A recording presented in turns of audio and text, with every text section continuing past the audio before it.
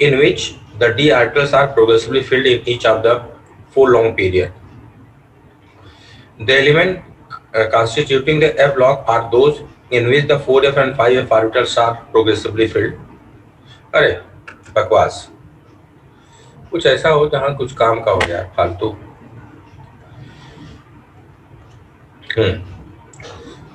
The name of the transition metals and inner transition metals are often used to refer to the elements of d and f log elements. ये हम लोग जानते हैं, इसमें कुछ बताने जैसा नहीं है.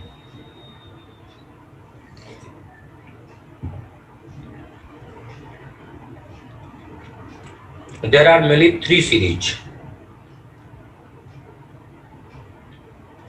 of transition metals. 3D scandium से जिंक, 4D वाइटियम से cadmium, 5D lanthanum to mercury, omitting मतलब सीरियम से ल्यूटीशियम निकाल के. The fourth 6D series which begins with actinium is still incomplete. तो कंप्लीट 3 आपके पास है सर. सर अब तो कंप्लीट हो गई है ना सर. 118वां एलिमेंट मिला सर. ओजी है sir. Sir OG. Yes sir. NCERT ने फैमिली में जो एलिमेंट दिया है उसकी बात नहीं कर रहे हैं. टेबल में पीरियडिक टेबल वाले में जो नई एनसीईआरटी है उसमें 118 कंप्लीट कर दिया है. Yes sir. यस सर, हो गए सर.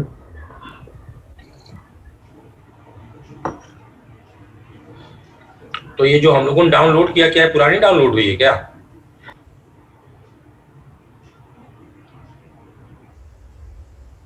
नहीं ऐसे कैसे? शायद सर ये पुरानी ही है.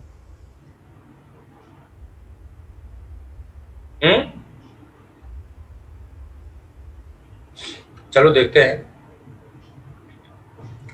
क्योंकि जो मेरे पास नई वाली एनसीईआरटी है उसमें ग्रुप 16 में, ग्रुप 17 में 7वें पीरियड वाला एलिमेंट उन्होंने दे रखा है. उसके बारे में कोई बात नहीं किया, बस उसका जिक्र सिर्फ कर दिया है और ये कि रेडियो एक्टिव होता है. सर जो आपने वो नोबल गैस पढ़ाया था ना, तो उसमें जो है 118वें एलिमेंट का डिस्क्रिप्शन दिया था बहुत ज्यादा, कि जैसे सर हमने हीलियम बनाया था रेडॉन से, तो वैसे ही इसका भी दिया था. नहीं, जो एनसीईआरटी हम लोग डाउनलोड किया था जो मार्केट में मिल रही है. सर जो आपने डाउनलोड किया था उसमें नहीं था, जो मार्केट में मिल रही है उसमें है, नई वाली में.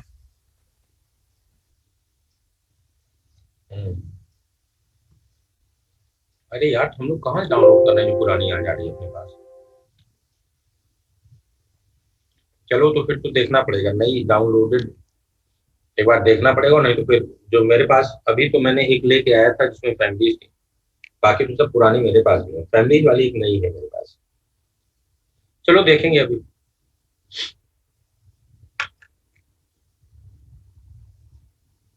तो अगर कंप्लीट हो गया तो फिर कोई बात नहीं, फिर 4 ट्रांजिशन शुरू हो जाएंगे.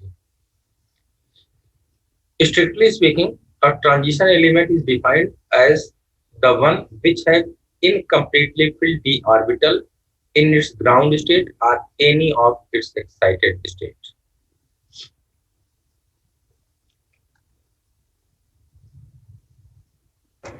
सर आपके व्हाट्सएप पे वो भेज दिया, उसका डिस्क्रिप्शन देख लीजिए. हाँ देख लेंगे बेटा. सर नीचे लिखा है ना 2015 से 16. सर हम लोगों की बुक में अपडेटेड है.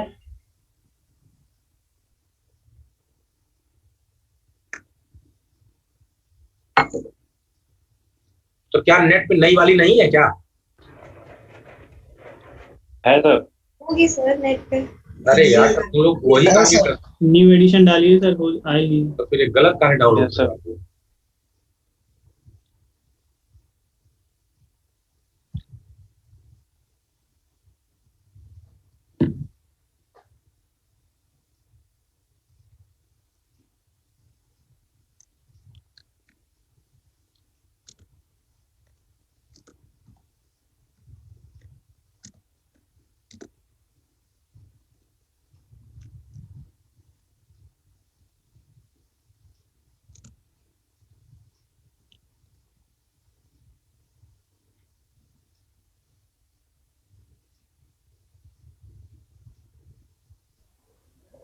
है, वही तो आया फिर हमको लग रहा है।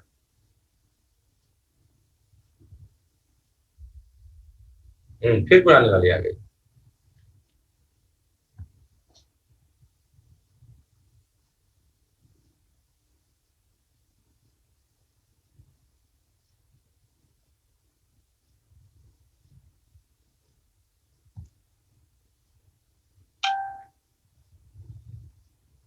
कुछ और खुल गया।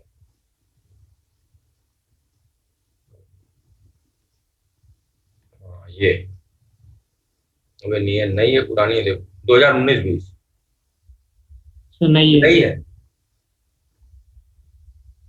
सर, इसमें अपडेटेड है सर।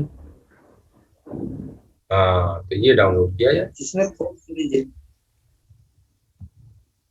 तो ये कैसे डाउनलोड होगी?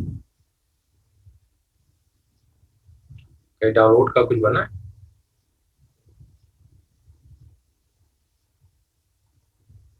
ये सर कहाँ नीचे डाउनलोड? होगा, सर नीचे नीचे होगा। नीचे होगा सर।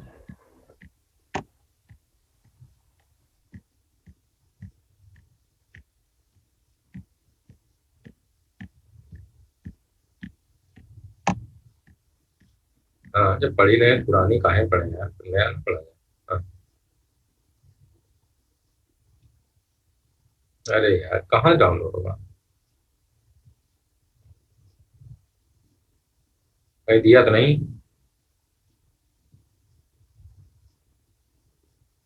एक तो बीच ऊपर क्या आ जाना।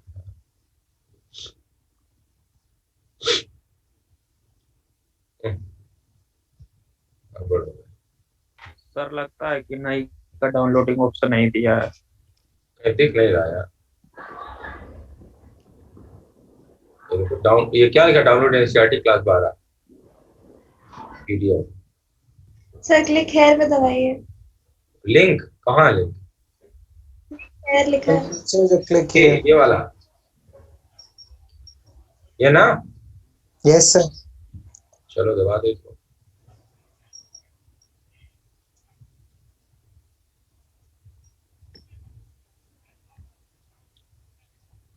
और तो सब ठीक है। हाँ तो डाउनलोड कैसे होगी ये तो बताओ ना, तो कर। तो भी देखो कहानी चलता जा रहा।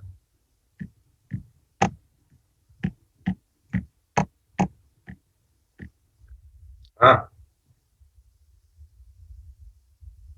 MS सिंह, ये देखो ये डाउनलोड है, यही है क्या? नहीं तो कुछ और।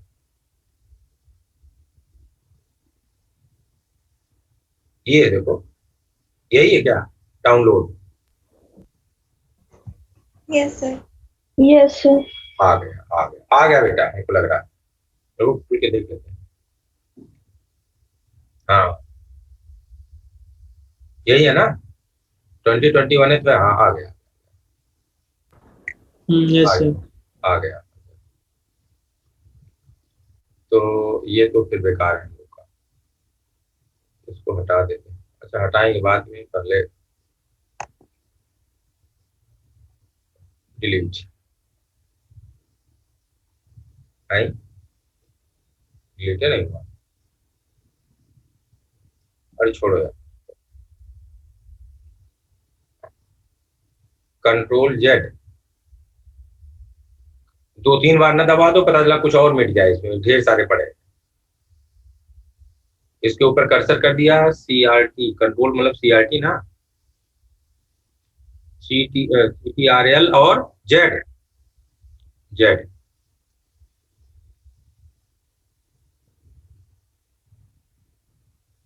कर रहा है। अच्छा कई बार दबाना पड़ेगा क्या? चलो दबा ही देते हैं, देख लेते हैं ये सब यार।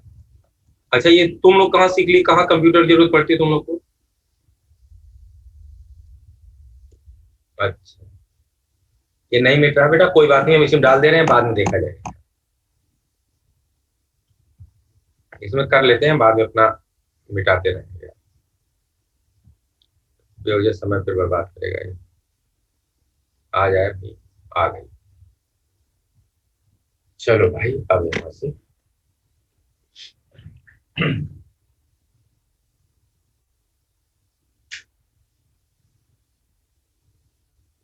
पुरानी यार एस और पी ब्लॉक वाली भी हम सोच रहे हैं उन सबको भी आवाज डिलीट करके अभी क्लास के बाद सभी नई वाली डाउनलोड करेंगे।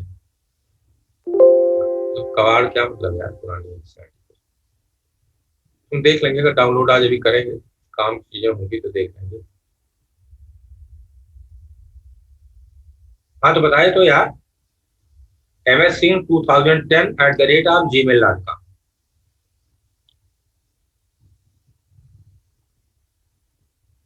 अरे भाई ये क्या हो गया, ये कैसे खुल रही है,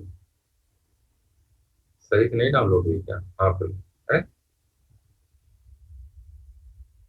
नहीं,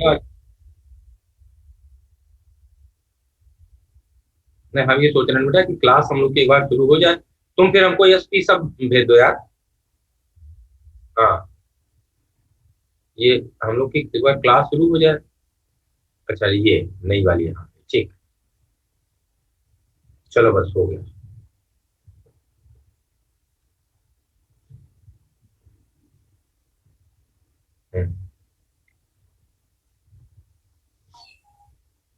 हाँ सही कह रहे हो, देखो इसमें आ गया देर आर मेनली 4 सीरीज,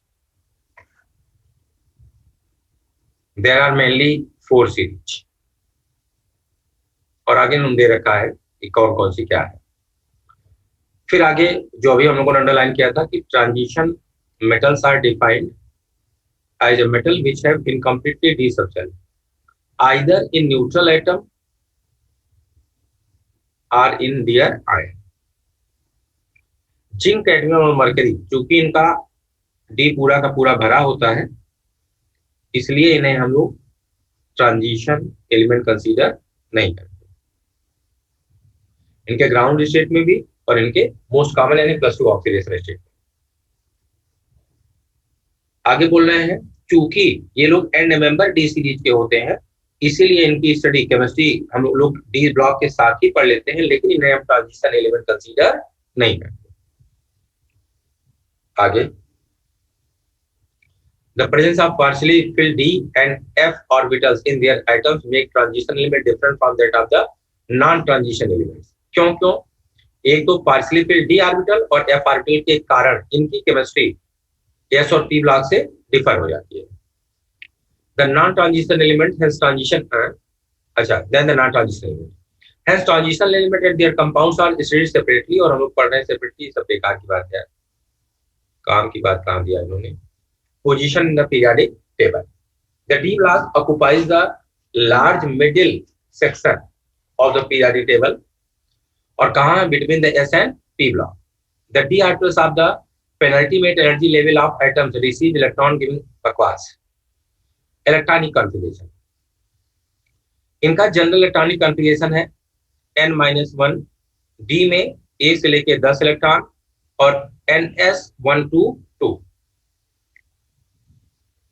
अब ये बताओ क्या सारे डी ब्लॉक एलिमेंट इस इलेक्ट्रॉनिक कॉन्फ़िगरेशन को फॉलो करते हैं?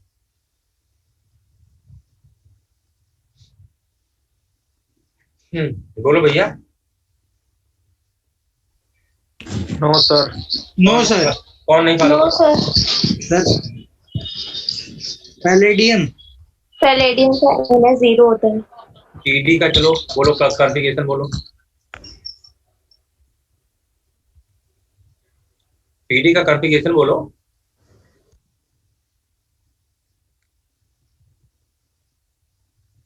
क्रिप्टॉन आगे क्या लिखूं? 4D10 5S0। तो ये जो इन्होंने लिखा बेटा एक्चुअली ये और अच्छा होता अगर ये लिखते 0 to 2 NS में 0 से 2 इलेक्ट्रॉन, लेकिन कोई बात नहीं क्योंकि डी ब्लॉक जब सारी सीरीज भर गई 40 एलिमेंट है और 40 में से एक ही एलिमेंट ऐसा है जो इसको फॉलो नहीं करता तो कोई बात नहीं है, ऐसे लिखा जा सकता, कोई दिक्कत नहीं।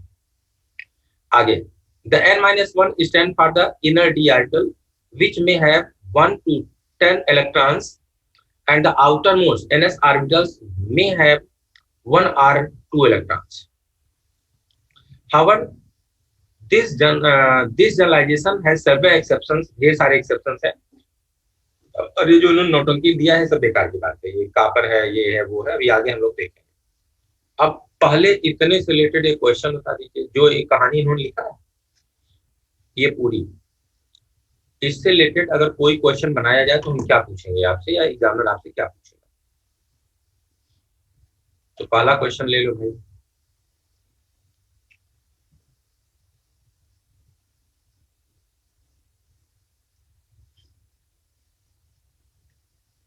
Which of the following electronic configuration represents transition elements? पहला दिया गया है 2, 8, 9 and 2। दूसरा दिया गया है 2, 8, 17 and 2। तीसरा दिया गया है 2, 8, 18 and 2। चौथा ऑप्शन आप चुन सकते हैं, कोई एक, कोई दो, all of these, none of these.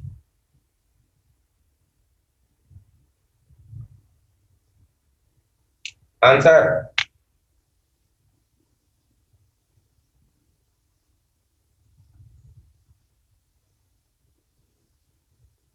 कितना समय लगाओगे यार?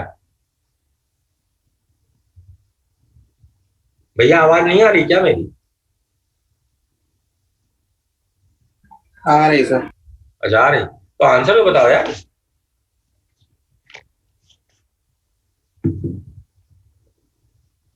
मतलब अब एसआरबी बैच वाले इलेक्ट्रॉनिक कॉन्फ़िगरेशन भी लिख नहीं पाएंगे सर। A and B.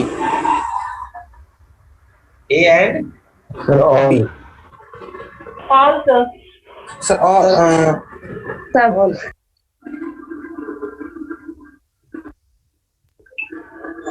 चलो भैया ऑप्शन आपके सुविधा अनुसार बना देते सर हैं। First and second. चलो भाई, पहला आंसर क्या दिया था? First and second. चलो और बताओ। ऑल। ऑल। और बताओ। ऑल होगा सर। नहीं, इसके सर, अलावा first कोई and बस यही दो ही है। Sir first second. अच्छा फर्स्ट सेकंड तो ले लिया, फर्स्ट सेकंड और ऑल ले लिया। इसके अलावा किसी का कोई आंसर? सर ऑल ही होगा सर। मतलब यही दोनों में से एक ही तो होगा ना? Yes sir. चलिए आंसर है इसका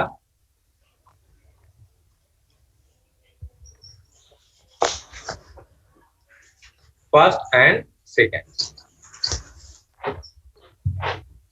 ऑल क्यों नहीं हुआ? सर थर्ड वाला Third नॉन ट्रांजिशन हो जाएगा नॉन क्योंकि लास्ट ट्रांजिशन ले रहे हैं सर। ये देखो जी, ट्रांजिशन एलिमेंट लिखा है। फील्ड है। और अभी पढ़ के आ रहे हो कि जिंक, कैडमियम, मरकरी को हम ट्रांजिशन एलिमेंट कंसीडर नहीं करते। ये कौन है? जिंक। Yes sir. ये कौन है? सर लेकिन सर ऐसा होल देखेंगे तो फिर नहीं मानेंगे उसको। अरे यार अभी तो पढ़ के आ रहे हो, हमने क्या बोला कि जितना पढ़ के आ रहे हो उससे कौन सा क्वेश्चन पूछा जा सकता है। Okay sir. सर उसको क्या बोलेंगे फिर? किसको? मतलब जो ट्रांजिशन एलिमेंट नहीं उनको क्या बोलेंगे? हम जिंक, कैडमियम, मरकरी को सिर्फ बोलते हैं these are d block element, these are not transition element. Yes sir. हमने ये नहीं पूछा था कि कौन सा डी ब्लॉक का इलेक्ट्रॉनिक कॉन्फ़िगरेशन है, हमने Yes, पूछा था कौन ट्रांजिशन एलिमेंट का इलेक्ट्रॉनिक कॉन्फ़िगरेशन है। ये किसका इलेक्ट्रॉनिक कॉन्फ़िगरेशन है? स्कैंडियम का। स्कैंडियम का है कि नहीं है? है सर। Yes sir. ये किसका है? कॉपर का। कॉपर। और ये किसका है? जिंक का। और जिंक, कैडमियम, मरकरी को हम लोग ट्रांजिशन एलिमेंट नहीं लेते। इसका मतलब आंसर कौन सा हो गया? फर्स्ट एंड सेकंड, स्कैंडियम और कॉपर। तो ये यहाँ वही नौटंकी रूप दे रखा है, ये एक इलेक्ट्रॉन वहां जाएगा, दो इलेक्ट्रॉन यहाँ जाएगा, ऐसा होगा वैसा होगा, ये बेकार की बात। अब जैसा कि फैमिली पढ़ते समय हम लोग इंट्रोडक्शन ऑफ एलिमेंट्स की बात करते हैं, तो जरा पहले इस जो सीरीज इन्होंने दिया है इसको इलेक्ट्रॉनिक कॉन्फ़िगरेशन के नजर से जरा इस एलिमेंट्स को देखिए। अगर मैं पूछूं इस सब में कहाँ अबाव का रूल वायलेट कर रहा है? ये कॉन्फ़िगरेशन देखो इन्होंने दे रखा है, chromium and copper. Chromium copper. देखो इन्होंने कॉन्फ़िगरेशन क्रोमियम कॉपर। 4s और 3d। तो बेटा जी वहां जहां अबाव का रूल फॉलो नहीं हो रहा है, तो एक कौन है वो? अबाव रूल क्या कहता है कि लोअर एनर्जी लेवल जब पूरा का पूरा भर जाएगा तो इलेक्ट्रॉन बाहर जाएगा। अगले लेवल में जाएगा। और यहाँ लोअर एनर्जी लेवल का मतलब हो गया 4s1 में एक इलेक्ट्रॉन है और बिना इसके भरे ही इलेक्ट्रॉन कहाँ चला गया है 3d5 में। और सिमिलरली कॉपर में 4s में एक इलेक्ट्रॉन है और बिना इसको भरे इलेक्ट्रॉन कहाँ चला गया है 3d10 में। तो ये दोनों इलेक्ट्रॉनिक कॉन्फ़िगरेशन है जहां अबाउ का रूल वायलेट कर रहा है। और कौन सा रूल यहाँ डोमिनेट कर रहा है? स्टेबिलिटी ऑफ कौन सा rule? Horn's rule. Horn's rule। तो बेटा जी पहले ट्रांजिशन सीरीज में दो एलिमेंट ऐसे होते हैं कि जो अबाउ रूल को पहले मतलब नहीं बनते हैं, बल्कि उनका electronic configuration final electronic configuration किसके अकॉर्डिंग होते हैं? सर होन्स रूल वाला क्या पॉइंट था सर? इन्होंने ये बोला था कि जब कभी इलेक्ट्रॉन किसी भी उसमें मतलब सिंगल करके आएगा ना सर, किसी भी ऑर्बिटल में बेटा एक कोई बच्चे का स्पीकर थोड़ा गड़बड़ कर रहा तो सुनने में दिक्कत होगी और बच्चों को, तो जब आंसर इंटरेक्शन होगा तब आप ऑन कर लेना प्लीज, तब तक बेटा केवल आप कर लिया कीजिए। तो इन्होंने क्या बोला था, पहले इलेक्ट्रॉन गया, देखो आबाऊ ने क्या बोला था कि यह एक एनर्जी लेवल है, ये अगली एनर्जी लेवल है। Yes sir. अब जब ये पूरा भर जाएगा तो इलेक्ट्रॉन यहाँ जाएगा। आबाऊ ने बिल्कुल नहीं बोला, आबाऊ के अकॉर्डिंग एक इलेक्ट्रॉन यही है, दूसरा यहीं भर दो, उनसे इससे कोई मतलब नहीं। तीसरा इलेक्ट्रॉन यहाँ आया, चौथा तो यहीं भर दो, उनसे कोई मतलब नहीं था। उन्होंने सिर्फ ये बोला था कि जब ये पूरा भर जाएगा तो इलेक्ट्रॉन यहाँ जाएगा। Yes sir. हुन साहब ने क्या बोला, ये पूरा भरने का भी एक सीक्वेंस है। क्या पहले जब इलेक्ट्रॉन्स आएंगे तो इलेक्ट्रॉन्स क्या करेंगे, अगर उनको मौका मिल रहा है तो वो क्या करेंगे, पहले 1-1 होंगे, फिर पेयरिंग करेंगे। ये हुन था या पाउलीज रूल था यार? हम हुन रूल बता दे रहे हैं तुम लोग को यार। चारों क्वांटम हुन रूल था सर, हुन रूल था। चारों क्वांटम नंबर समान नहीं हो सकते, वो सर पॉली है। हाँ वो पाउलीज। ये पॉली है। लेकिन सर मैं ये पूछ रहा हूँ डोमिनेट क्यों कर रहा है ऐसा? वही डोमिनेट का मतलब stability of half field and full field. Yes sir. भाई तुम ऐसे देखो ना, यहाँ तुमने लिख दिया 4s2 और यहाँ लिख दिया 3d4। अब ये क्या है, ये फुल फील्ड है, और ये क्या है, हाफ फील्ड हुआ ही नहीं। Yes sir. तो इससे बेहतर हुआ कि हमने कर दिया 4s1 3d5। अब क्या हो गया, ये भी हाफ हो गया और ये भी हाफ हो गया। तो इसके तुलना में यहाँ इलेक्ट्रॉन का डिस्ट्रीब्यूशन सिमेट्रिकल, यस सर, इसलिए ज्यादा स्टेबल होगा। ठीक है। तो सर इसमें हुन रूल कहाँ से है? सर हाँ बेटा, सर टंगस्टन और सर सीबॉर्गियम में तो नहीं हो रहा है सर ऐसा, उसी के नीचे कई जगह नहीं होता भाई, एक दो नहीं है, कई नहीं ऐसे सर। अभी आगे मिलेंगे। तो सर उसी ग्रुप का होने के बावजूद क्यों नहीं हो रहा है उसमें? हाँ कातरन कई मिलेंगे, बस यहाँ हमको सिर्फ ये तो जो हमने आपसे जिद कर दिया था, मान लो कोई क्वेश्चन करना हो कि बताओ, चूंकि फर्स्ट ट्रांजिशन सीरीज आपके कोर्स में और सेकंड थर्ड या फोर्थ ट्रांजिशन सीरीज को कहीं कहीं एक आध बार हम इससे कंपेयर करते हैं बस, अदरवाइज वो आपके कोर्स में नहीं, उनकी केमिस्ट्री आपके कोर्स में नहीं। तो इसलिए मैंने यहाँ बोला कि अगर यहाँ ऐसा कोई क्वेश्चन पूछा जाता है तो ये हमें दिमाग में रखना कि दो ऐसे एलिमेंट्स पाए जाते हैं फर्स्ट ट्रांजिशन सीरीज में जो अबाउ रूल को फॉलो नहीं कर रहे हैं, बिना अंदर वाले ऑर्बिटल को पूरा का पूरा भरे इलेक्ट्रॉन आगे वाले ऑर्बिटल में चला जाता है। Yes sir. बस इतना मैंने बोला था, ये दिमाग में रखना, क्योंकि अपने कोर्स की बात है, कोर्स की में इस सीरीज है, तो इसलिए इसके बारे में हमें डिटेल डिस्कस करना है। चलिए अब यहाँ कुछ मैं पॉइंट्स बोलूंगा, आप अपने एनसीईआरटी पे या कॉपी में कहीं नोट करते चलना और मुझे बताते चलिए। पहला point, lightest transition element scandium. Scandium. Scandium. वो कौन सा ट्रांजिशन एलिमेंट है जो अर्थ क्रस्ट में सबसे ज्यादा पाया जाता है? Iron. Iron. Fe, yes sir, iron. हाँ आयरन। आयरन। आयरन। दूसरा मैंने पूछा मैक्सिमम जो अर्थ क्रस्ट में सबसे ज्यादा पाया जाता है ट्रांजिशन एलिमेंट, वो कौन सा है? आयरन। तो आयरन की अगर बात करें तो क्या है? Maximum in earth crust.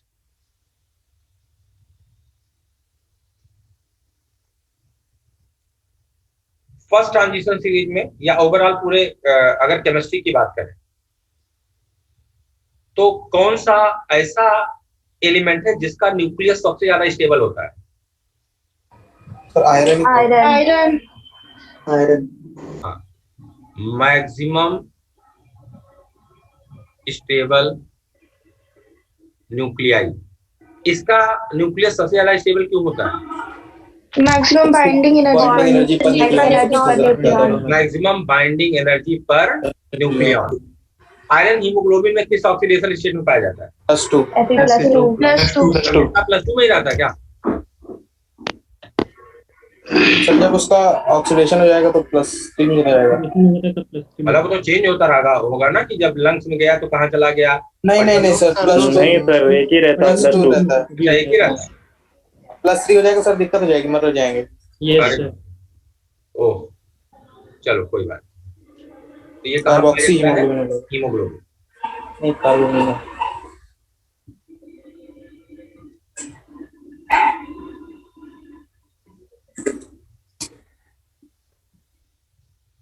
इसके बाद जिंक किस एंजाइम में पाया जाता है? Sir carboxypeptidase. कार्बोनिक अनहाइड्रेज और कार्बोक्सीपेप्टाइडेज। क्या इंसुलिन में भी इसका कोई रोल है? हाँ ये सर है, लेकिन हाँ सर तो हार्मोन से इंसुलिन,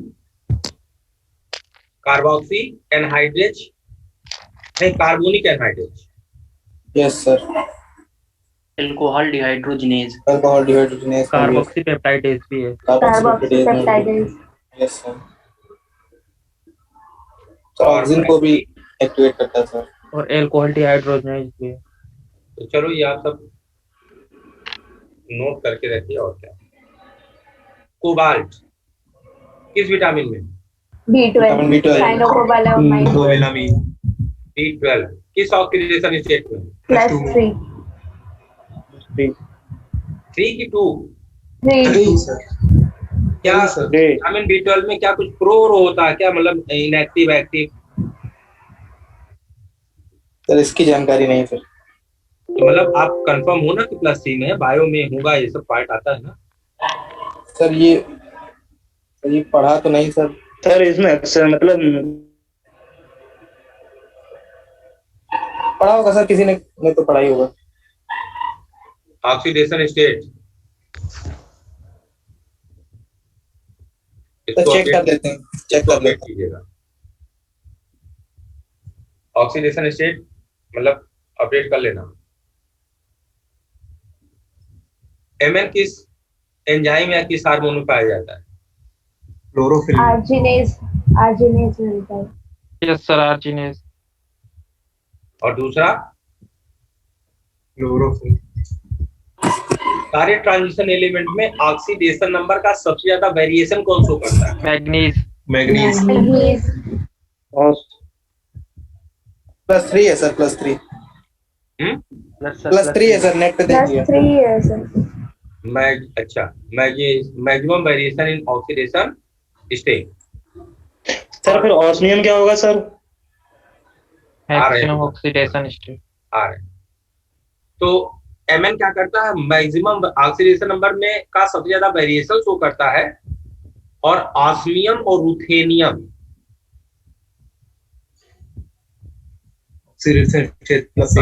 आर्ग्यू होगा, रोडियम नहीं रुथेनियम।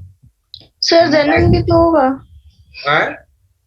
सर जेनन मैक्सिमम आ रहे हैं। Maximum value of oxidation state +8। हाँ बेटा क्या बोल रही हो? बोलो। सर जेनन में भी तो +8 मिल जाता है। यार एक एक्सेप्शनल कंडीशन है, एल्कलाइन मीडियम में परजेनेट आयन बनाते हैं। और कहाँ मिलता है? ये मिलता है क्या तुमको? ये कंपाउंड कभी कहीं मिला? नहीं सर, लेकिन ऑप्शन में कहीं क्वेश्चन में था ना, तो वो पता। क्वेश्चन भेजो। एक केवल कंडीशन बनती है परजेनेट आयन। Okay sir.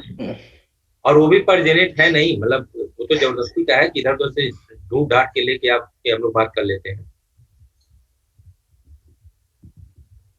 सर तो ये ऑस्मियम जो और रूथेनियम है सर, ये मैक्सिमम मतलब वेरिएशन क्यों नहीं दिखाते हैं, मतलब जबकि इलेक्ट्रॉन तो होते हैं इनके एक पास। होता है ऑक्सीडेशन नंबर मैक्सिमम और मिनिमम, दूसरा होता है उसके मैक्सिमम मिनिमम के बीच में क्या क्या पाया जाएगा। Yes sir. तो अच्छा जब मिनिमम कितने दिखाएंगे सर, ऑस्मियम कितना दिखा सकता है मिनिमम सर? कौन कौन ऑस्मियम अब देखो ऑस्मियम नीचे दिया गया है इलेक्ट्रॉनिक मतलब ऑस्मियम मिनिमम। ऑस्मियम यहाँ देखो मिल गया, ये है। अगर इसका इलेक्ट्रॉनिक कॉन्फ़िगरेशन लिखोगे तो इलेक्ट्रॉनिक कॉन्फ़िगरेशन है 5d6 और 4s2। डी ब्लॉक में मैक्सिमम ऑक्सीडेशन स्टेट होता है n-1 डी के अनपेयर्ड इलेक्ट्रॉन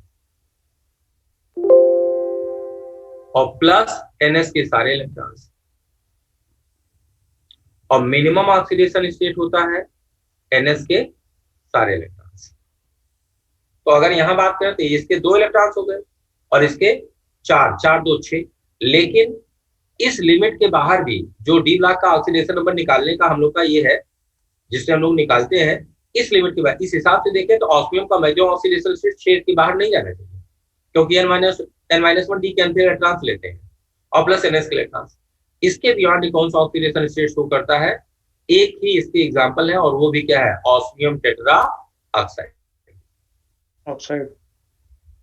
ये सब एक्सेप्शनल कंडीशंस, डी ब्लॉक में बहुत एक्सेप्शंस मिलेंगे, बहुत मिलेंगे, उनका कोई लॉजिक नहीं मिलेगा।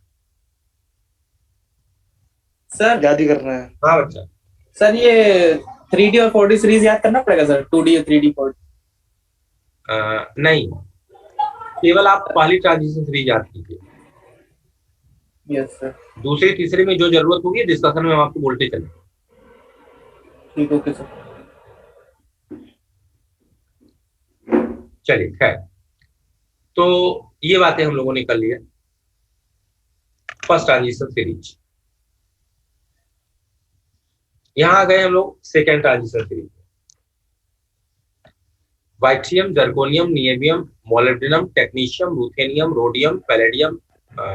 सर एक बार वो निमोनिक्स बोल दीजिए। किसका? यही सर, 2D सीरीज और 3D सीरीज वाला। अरे यार इसका निमोनिक्स बहुत गड़बड़ सा है यार ही जरा निभाना वाला ना।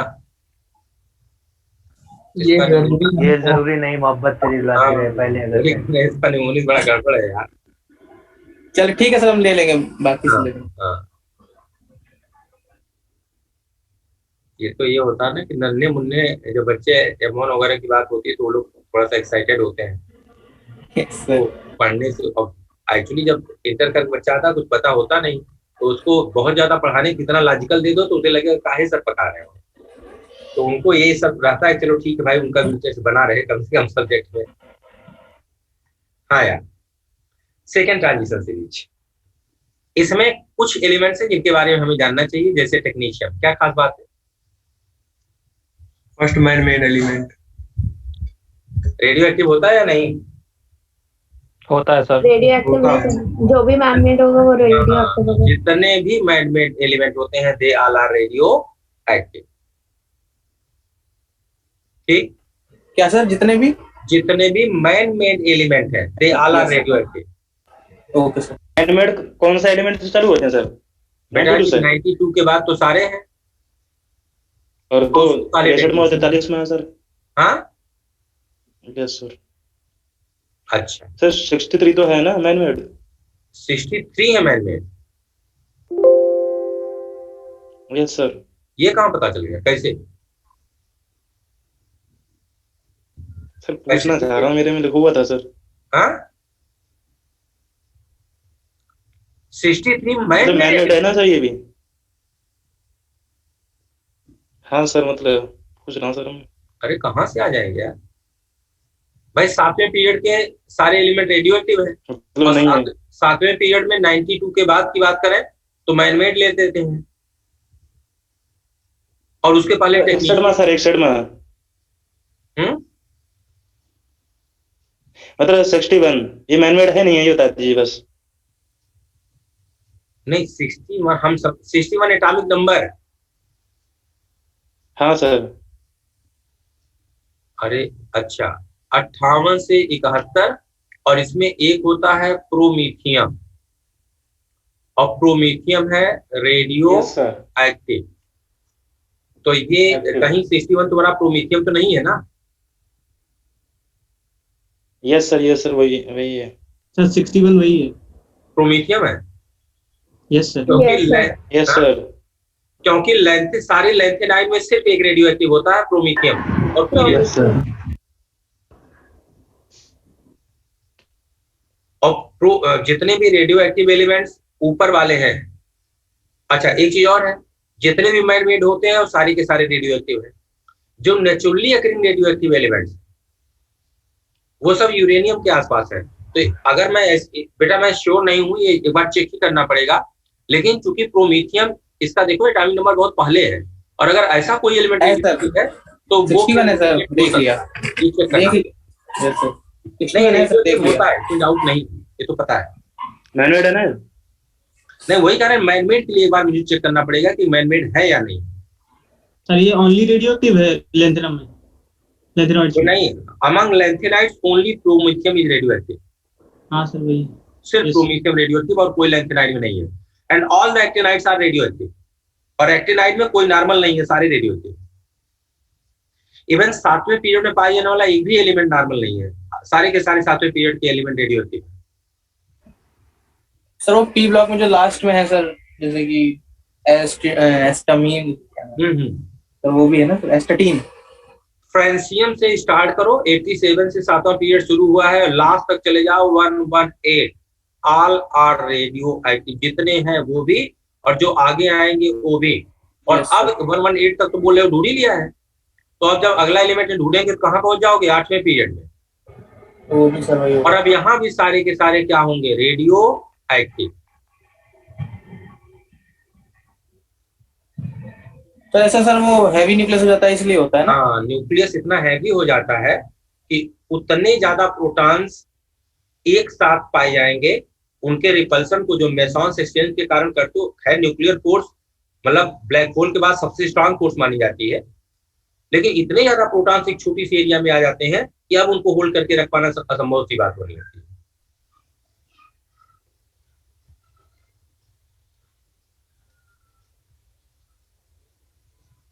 तो ये बेटा मैन मेड है या नहीं, ये देखना पड़ेगा। ये मतलब कहीं मुझसे टकरा, हाँ रेडियो एक्टिव है ये तो आइडिया है मुझे, मैन मेड है या नहीं ये नहीं पता है। ये एक बार बिना है सर, मैनमेड है। नहीं, अगर है तो फिर तो नहीं, मतलब कहीं किताब में पढ़ा है, नोट्स वगैरह में, कैसे ही पढ़ा है तो फिर सही है। अच्छा चलो, हाँ हम लोग यहाँ बात कर रहे थे टेक्नीशियन। यहाँ रूथेरियम की अभी हम लोगों ने बात किया है कि यह भी उन्हीं एलिमेंट्स में होता है जो पूरे पीरियोडिक टेबल के सबसे ज्यादा ऑक्सीडेशन नंबर शो करते हैं, और खास करके अपने ऑक्साइड में, रूथेनियम टेट्राऑक्साइड। फिर पीडी की अभी खास बात हम लोगों ने पढ़ा कि सारे डी ब्लॉक में इकलौता ऐसा एलिमेंट होता है जिसके आउटर मोस्ट एस में 0 इलेक्ट्रॉन होता है। बाकी किसी डी ब्लॉक के एलिमेंट्स के केस में ये चीज होती है। फिर हम लोग सिल्वर की बात कर रहे हैं। जितने भी अर्थ पे मेटल्स नोन हैं उन सब में सबसे ज्यादा कंडक्टिंग अगर कोई होता है तो सिल्वर होता है, मोस्ट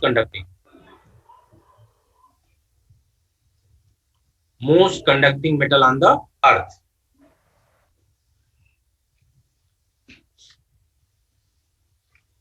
ठीक है। तो प्रोमेथियम सर अर्थ पे नहीं पाया जाता सर। कौन? प्रोमेथियम सर अभी नेट पे सर्च किया तो कह रहा है कि अर्थ पे नहीं है सर, बाहर से मतलब आता है कहीं। नहीं, अभी एक लोग आपने बोला ना कि मैन-मेड सर, मैन-मेड ही है सर। को बोला है। किसको? सर आपको व्हाट्सएप किया, देख लीजिए। अरे अब बात में देखेंगे, ऐसे Yes, sir, आगे चलते हैं सर। हाँ, समय बहुत हो गया पढ़ा और लीजिए पहले। कंटेंट अभी बहुत कम हुआ है। Last Yes. 15 मिनट में हम लोग ये सब डिस्कस कर लेंगे। हाँ यस सर। चलिए आगे। तो ये मोलिब्डेनम की अगर खास बात करें, मोलिब्डेनम का क्या इस्तेमाल करते हैं? Molybdenum Catalyst. की कोई खास बात? कैटलिस्ट है sir, Haber process. Acid resistant steel हाँ। इंडस्ट्री। इसका स्टील जब हम बनाते हैं मोलिब्डेनम का इस्तेमाल करते हैं, तो उसमें खास बात क्या होती है कि उसके ऊपर एसिड का कोई इफेक्ट नहीं होता।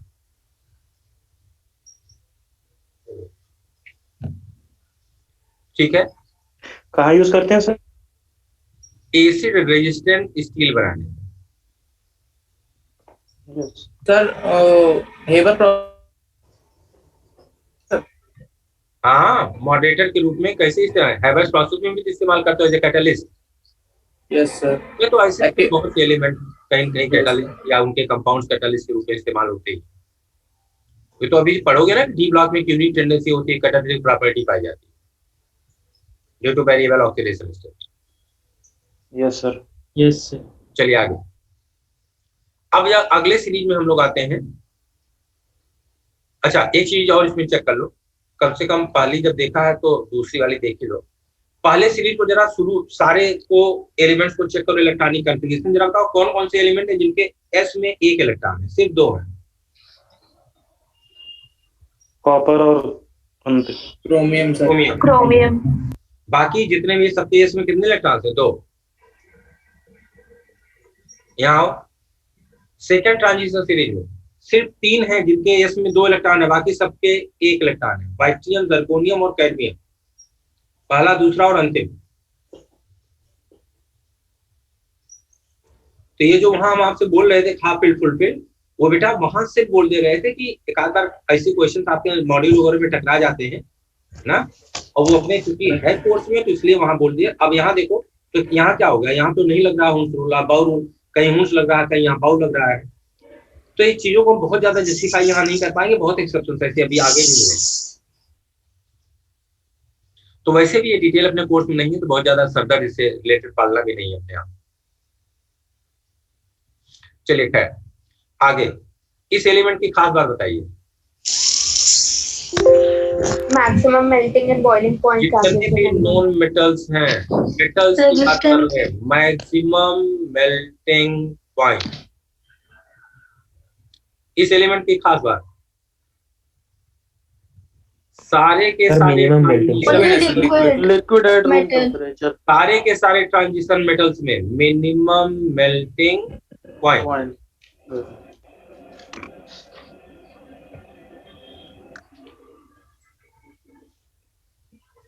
ऑस्मियम अभी ऊपर बात करके हम लोग आ रहे हैं कि यह भी एक ऐसा एलिमेंट है जो अपने टेट्रा ऑक्साइड में क्या शो करता है, +8 ऑक्सीडेशन स्टेट।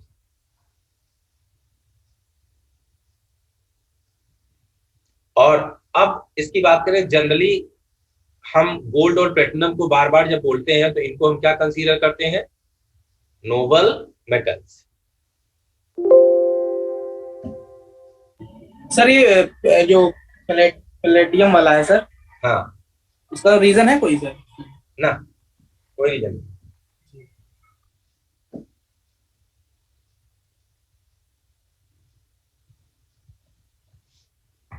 ठीक है, और ये पूरी की पूरी सीरीज कैसी है, रेडियो एक्टिव, तो इससे रिलेटेड कोई बात फिलहाल हम लोग करेंगे।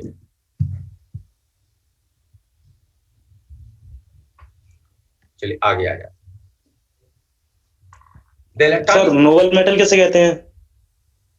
यार जो देखो, नोबल का मतलब होता है जैसे नोबल फैमिली, नोबल मेटल, इसका मतलब होता है कि जो जनरल टेंडेंसी होती है उसकी तरह उनमें कोई चीजें नहीं पाई जाती है, और अगर वो टेंडेंसी कभी पाई भी जाती है तो कुछ स्पेशल कंडीशंस में पाई जाती है। जैसे ये लोग हैं, इनके ऊपर किसी एसिड का कोई फर्क नहीं पड़ता, बेस का कोई फर्क नहीं पड़ता है, ये ऑलमोस्ट नॉन रिएक्टिव होते हैं। कुछ स्पेशल कंडीशन में ही जाकर के ये और मेटल एलिमेंट्स की तरह रिएक्शन करते हैं, अदरवाइज ये रिएक्शन करते ही नहीं। जैसे नोबल गैसेज, ये और एलिमेंट से हटते हैं, ये रिएक्शन नहीं करते, कुछ स्पेशल कंडीशन है जब ये रिएक्शन करते हैं, अदरवाइज नहीं करते। तो इस सेंस में बोलते हैं नोबल। तो ये मतलब इसमें ग्रुप मतलब स्पेसिफिक, क्या बेटा, मतलब स्पेसिफिक मेटल होती हैं या फिर सर ग्रुप आता है इसमें कोई ऐसा सर? नहीं, कोई ऐसा ग्रुप नहीं है। जब हम मेटल्स की बात करते हैं, जितना अपने कोर्स 10+2 लेवल की बात है, तो नोबल मेटल्स में हम 4 एलिमेंट्स को बोलते हैं। जो अगर ऑलवेज नोबल की बात करेंगे तो उसमें प्लेटिनम और गोल्ड को बोलते हैं, और समटाइम्स नोबल की बात करें तो उसमें कॉपर एंड सिल्वर। तो ग्रुप तो ऐसे मेंशन नहीं हुआ। सर फिर से बोल दीजिए, मेरा नेट चला गया था सर। ऑलवेज नोबल की बात करते हैं तो उसमें गोल्ड और प्लेटिनम को बोलते हैं ऑलवेज नोबल, और समटाइम नोबल की बात करें तो उसमें कॉपर और सिल्वर को बोलते हैं। और मान लो हम कहते हैं स्ट्रेट फॉरवर्ड को अलावा नोबल मेटल, तो फिर सिर्फ गोल्ड और प्लेटिनम को बोलेंगे बस। चाहे ऑलवेज नोबल मेटल वर्ड इस्तेमाल हो, चाहे नोबल मेटल वर्ड इस्तेमाल हो, गोल्ड, प्लेटिनम, टंगस्टन, इरिडियम, ये सब है उसी श्रेणी में, लेकिन हमारे 10+2 लेवल पे हम गोल्ड और प्लेटिनम को बोलते हैं।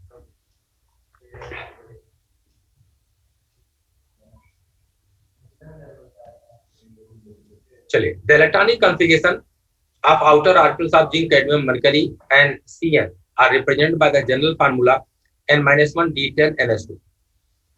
The orbitals in these elements are completely filled in the ground state as well as in their common oxidation state. Therefore, these are not regarded as transition element. अभी पीछे already ये बातें हो चुकी।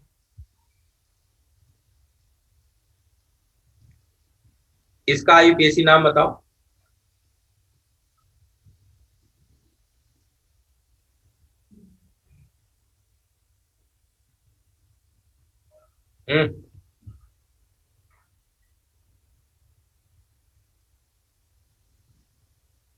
सर वो आनंद करके वो है? सर किसका? अरे क्या यार सर्किल लगाया है, सर्किल में बंद नहीं है। सीए अनबाह्यम, सर आनंद भाई ये मेरे सर अनबाह्यम। सर इसका कोई निमोनिक्स बनाए हैं जो मतलब नए नाम दिए गए?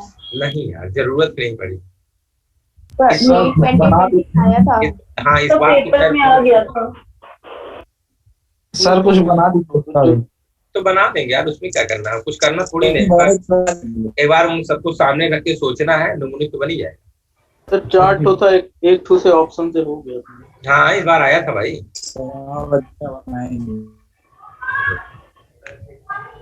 चलिए आगे। The d orbitals of the transition element अरे यार, ये तो इनकी मैं आधी इंग्लिश में नहीं पढ़ पाता हूँ यार। पढ़ो, ये क्या लिखा है? Protrude sir, protrude to the protrude मतलब सर चले जाना है, निकल जाना। चले निकल जाना।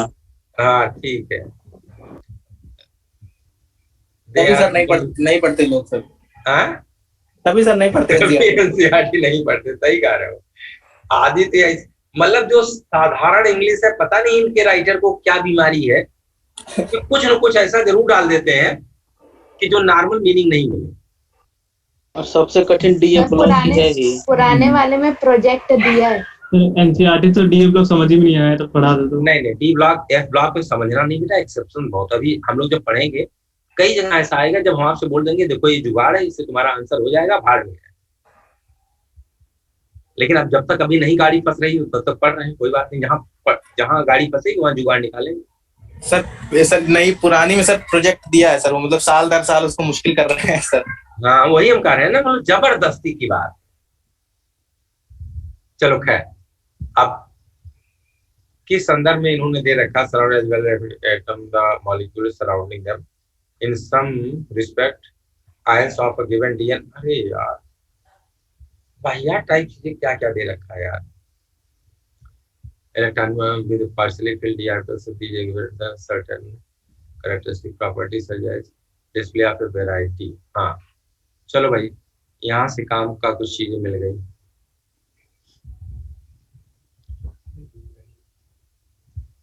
Variety of oxidation state, formation of colored ions and entering into the complex formation by a variety of linkage।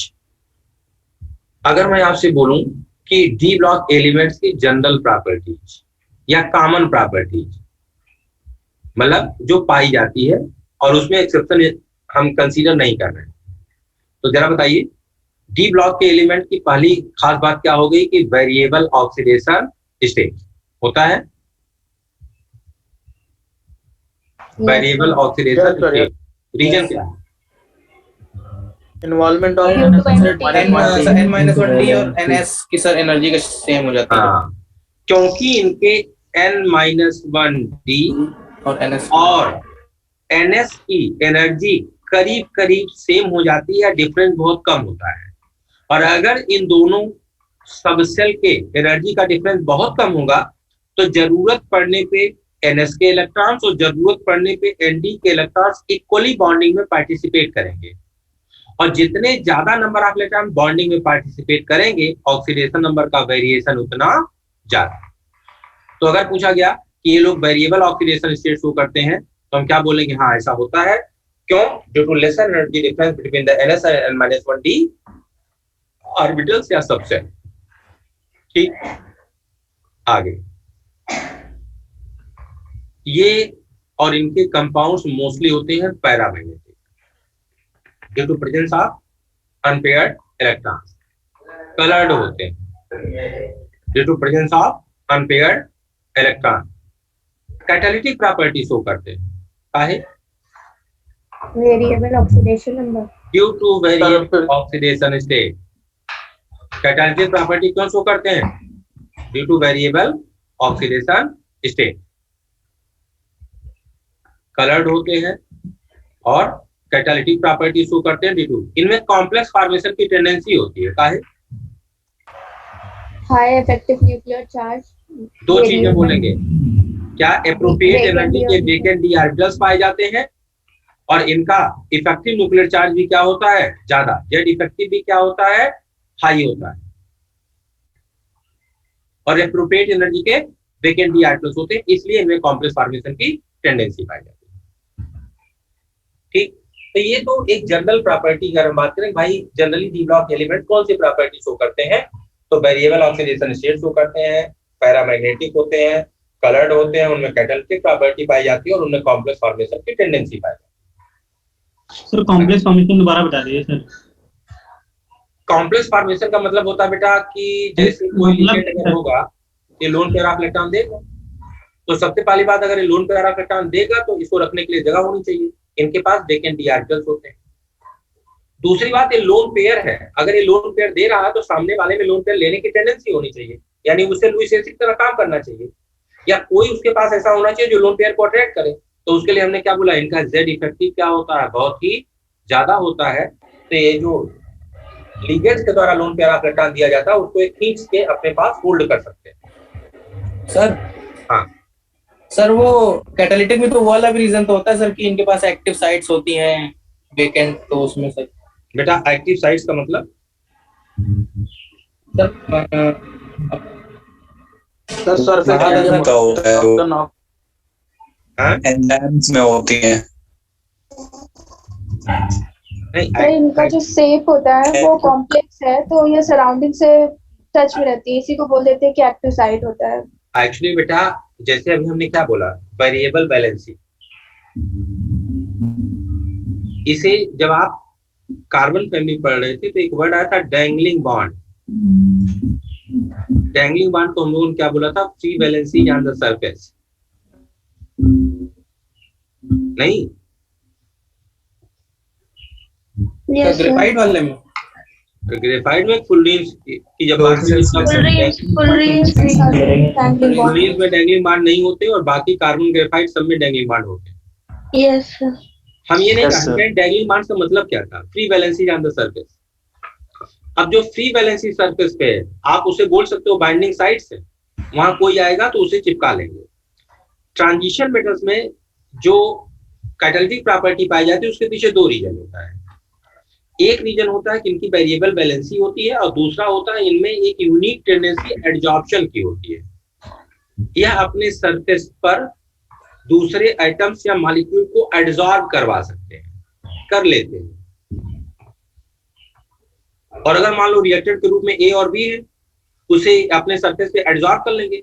तो जब सरफेस पे एडजॉर्ब करेंगे तो इसका मतलब ए और बी के इलेक्ट्रॉन क्लाउड एक दूसरे के पास आ रहे हैं, ओवरलैपिंग का चांस बढ़ा देते हैं। और एडजॉर्प्शन एक्सोथर्मिक होता है, तो उस प्रोसेस में जो एनर्जी निकलती है वो ए और बी को क्या करेगी? कैटलाइज कर देगी, एनर्जाइज कर देती है, या किसी रिएक्शन के लिए जो थ्रेशोल्ड एनर्जी चाहिए वहां तक पहुंचा देती है। तो वो सब तो मतलब बेकार की बात है। यहाँ तो हमको ये सीधे सीधे बात होगी कि ये कैटालिटिक प्रॉपर्टी शो करते, काहे शो करते हैं भैया? तो दो रीजन है, वेरिएबल ऑक्सीडेशन स्टेट शो करते हैं और टेंडेंसी ऑफ एडजॉर्प्शन के कारण। बस खत्म बात, यहाँ इससे ज्यादा नहीं कुछ करेगा। Yes sir. आगे ये सब हम लोग डिस्कस कर चुके हैं। आगे एनसीईआरटी वही बोल रहे हैं कि the transistor metal and there compounds also exhibit catalytic property, paramagnetic behaviour. All these characteristics have been discussed in detail later in this unit. There are greater similarity in the properties of the transition element of a horizontal row in contrast to the non-transition elements. मतलब क्या है कि अगर transition elements की बात करें, जब horizontal रो की बात करते हैं इसमें हम सीरीज की बात कर रहे हैं, पीरियड में मूव कर रहे हैं। तो ये कह रहे हैं कि ट्रांजिशन एलिमेंट के केस में एक पीरियड में एक सीरीज में जब आप मूव करते हो तो इनके बीच जो भी प्रॉपर्टी की सिमिलरिटी होती है वह यस और पी ब्लॉक में प्रॉपर्टी की सिमिलरिटी उतनी ज्यादा नहीं मिलती है non transition elements. However some group similarities are also exist. We shall first study the general characteristics and their trend in the horizontal rows and then consider some group similarities. अब वो आगे discuss कर रहे हैं इन similarities को। सबसे पहली बात है फिजिकल प्रॉपर्टी, तो इसे पढ़ लो, फिर साइड में अभी हम लोग डिस्कस करते चलेंगे। Nearly all the transition elements display typical physical property. Typical physical property, typical metallic property क्या है? जैसे मेटल की खास बात क्या होती है कि उन सबकी हाई टेंसाइल स्ट्रेंथ होती है, सारे के सारे डक्टाइल होते हैं। सारे डक्टाइल का मतलब सर वायर्स में, हाँ तार बनाए वायर्स में सर बिल्ड किए जा सकते हैं। सारे के सारे मैलिएबल होते हैं, मतलब यस सर। हाँ, और हाँ इनकी high thermal and electrical conductivity होती है और हर मेटल का अपना एक कैरेक्टरिस्टिक मेटेलिक लक्ष्य होता है। तो कह रहे जैसे मेटल्स की एक टिपिकल प्रॉपर्टी, एक मेटल में ये सारी प्रॉपर्टीज पाई जाती है, लाइक दैट ट्रांजिशन मेटल भी इन प्रॉपर्टीज को शो करते हैं विद द एक्सेप्शन ऑफ, कौन है जो इसको नहीं शो कर रहा है? With the exception of zinc, cadmium, mercury and MN. They have one or more typical metallic structure at normal temperature. तो बेटा जी फिर ये एक पॉइंट हमारे लिए इंपॉर्टेंट हो जाएगा, यहाँ ध्यान देना कि nearly all the transition element display typical metallic property. Typical metallic property मतलब क्या हो गया? इनकी हाई टेंसाइल स्ट्रेंथ होती है, डक्टाइल होते हैं, मैलिएबल होते हैं, इनकी थर्मल स्टेबिलिटी और इनकी इलेक्ट्रिकल कंडक्टिविटी बहुत ज्यादा होती है और इस समय मेटेलिक लक्ष्य होता है। कुछ एक्सेप्शंस हैं जो इस पे खड़े नहीं उतरते, जिंक, कैडमियम, मरकरी और खास करके एमएन। ये ऊपर वाले के लिए नहीं लिखा है। हाँ बेटा सर ये जिंक, कैडमियम, मरकरी, एमएन तो नीचे वाले पॉइंट का एक्सेप्शन है ना?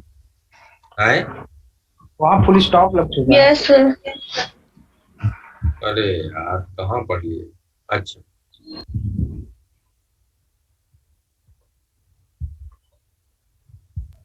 यस सर, उसके लिए लिखा है। यस सर, मेटालिक स्ट्रक्चर के लिए। हाँ अच्छा, with the exception of zinc, cadmium, mercury and Mn, they have one or more typical metallic structure at normal. अच्छा जिंक, कैडमियम, मरकरी और Mn, क्या बात कर रहे हो यार? Typical material one or more. अच्छा इन्होंने दिया है एक से ज्यादा भी हो सकता है। चलो सर ये एक बार लाइन बता दीजिए, वन और मोर टिपिकल मेटालिक स्ट्रक्चर्स। मतलब सर दूसरे उसमें एक से ज्यादा भी है लेकिन इनके पास केवल एक। कहने का मतलब नहीं भाई, कहने का मतलब है कि आपने जब सॉलिड स्टेट पढ़ा तो आपने पढ़ा होगा कि अगर हम मेटेलिक सॉलिड की मेटल्स की बात करें तो एक मेटेलिक लैटिस की बात करते हो, यानी हर मेटल का अपना एक यूनिक टाइप का यूनिट सेल, उसका जो सॉलिड बना है वो अपने एक यूनिट टाइप के मतलब यूनिट सेल से बना हुआ है। Yes, sir. तो ये अगर हम पूरे को पढ़ें तो देखो, अब फिर से इस लाइन को पूरा ऊपर से पढ़ते हैं। Nearly all the transition element display show करते हैं टिपिकल मेटेलिक प्रॉपर्टी, जैसे कि सबकी टेंसाइल स्ट्रेंथ बहुत ज्यादा होती है, डक्टाइल होते हैं, मैलिएबल होते हैं, हाई थर्मल और इलेक्ट्रिकल कंडक्टिविटी होती है, एंड मेटेलिक लस्टर शो करते हैं ना। With the exception of zinc, cadmium and mercury, they have one or more typical metallic structure at normal temperature. अब अगर नीचे जो इन्होंने दिया है स्ट्रक्चर ऑफ ट्रांजिशन मेटल्स में, जिंक को देखो ये क्या बोल रहे हैं जिंक के लिए कि जो अच्छा ये देखो, अच्छा इन्होंने हाईलाइट भी किया है, ये देखो यहाँ नीचे कुछ एक्स करके दिया होगा, नीचे जरा पढ़ के देखो एक्स क्या दिया है। टिपिकल मेटल स्ट्रक्चर बीबीसी हो तो चलो बॉडी सेंटर्ड हो गया, एक्स क्या है, अ टिपिकल मेटल स्ट्रक्चर, तो कुछ होगा फिर एक्सेप्शन के रूप में याद रख लेना। और क्या कि जिंक, कैडमियम, मर्करी जो एवन का टिपिकल मेटेलिक स्ट्रक्चर होता है, और उसमें भी क्या बोल रहे हैं, दे हैव वन या एक से ज्यादा टिपिकल मेटेलिक स्ट्रक्चर होता है। मतलब सर ये एससीपी और बीसीसी इनके अलावा भी कुछ के अलावा, हाँ के अलावा। Yes sir. देखो एमएन तो दे याद रहे, बीसीसी सीपीपी भी तो बोल ही रहे हैं, यहाँ भी देखो एससीपी तो बोल ही रहे हैं, लेकिन एक एक्स लिख दिया है, इसका मतलब इसके अलावा भी एक टिपिकल मेटेलिक स्ट्रक्चर एमएन के लिए पाया जा सकता है। Yes sir. एससीपी तो देखो यहाँ दिया ही दिया है, इसके अलावा। और मरकरी के लिए चूंकि है सॉलिड तो है ही नहीं है, तो अगर सॉलिड नहीं है तो फिलहाल जब सॉलिड क्रिस्टलाइन स्ट्रक्चर की बात करते हो तो ऐसा कुछ है नहीं। हाँ, सॉलिडिफाई करने पर यह टिपिकल मेटेलिक स्ट्रक्चर बनाता है। तीव्रता सिर्फ याद एक्सेप्शनल याद रखना होगा कि जिनका वेल डिफाइंड मेटेलिक लैटिस है वो सारे के वो है जिंक, कैडमियम, मरकरी और एमएन को छोड़कर। इनके कुछ मतलब डिफाइंड स्ट्रक्चर तो है ही है, लेकिन इसके अलावा भी कुछ बहुत ही टिपिकल मेटेलिक स्ट्रक्चर शो करते हैं, और उसके लिए देखो कुछ लिखा नहीं, एक्सेप्ट लिख के उन्होंने छोड़ दिया, बस बोल दिया टिपिकल मेटेलिक स्ट्रक्चर शो करते हैं।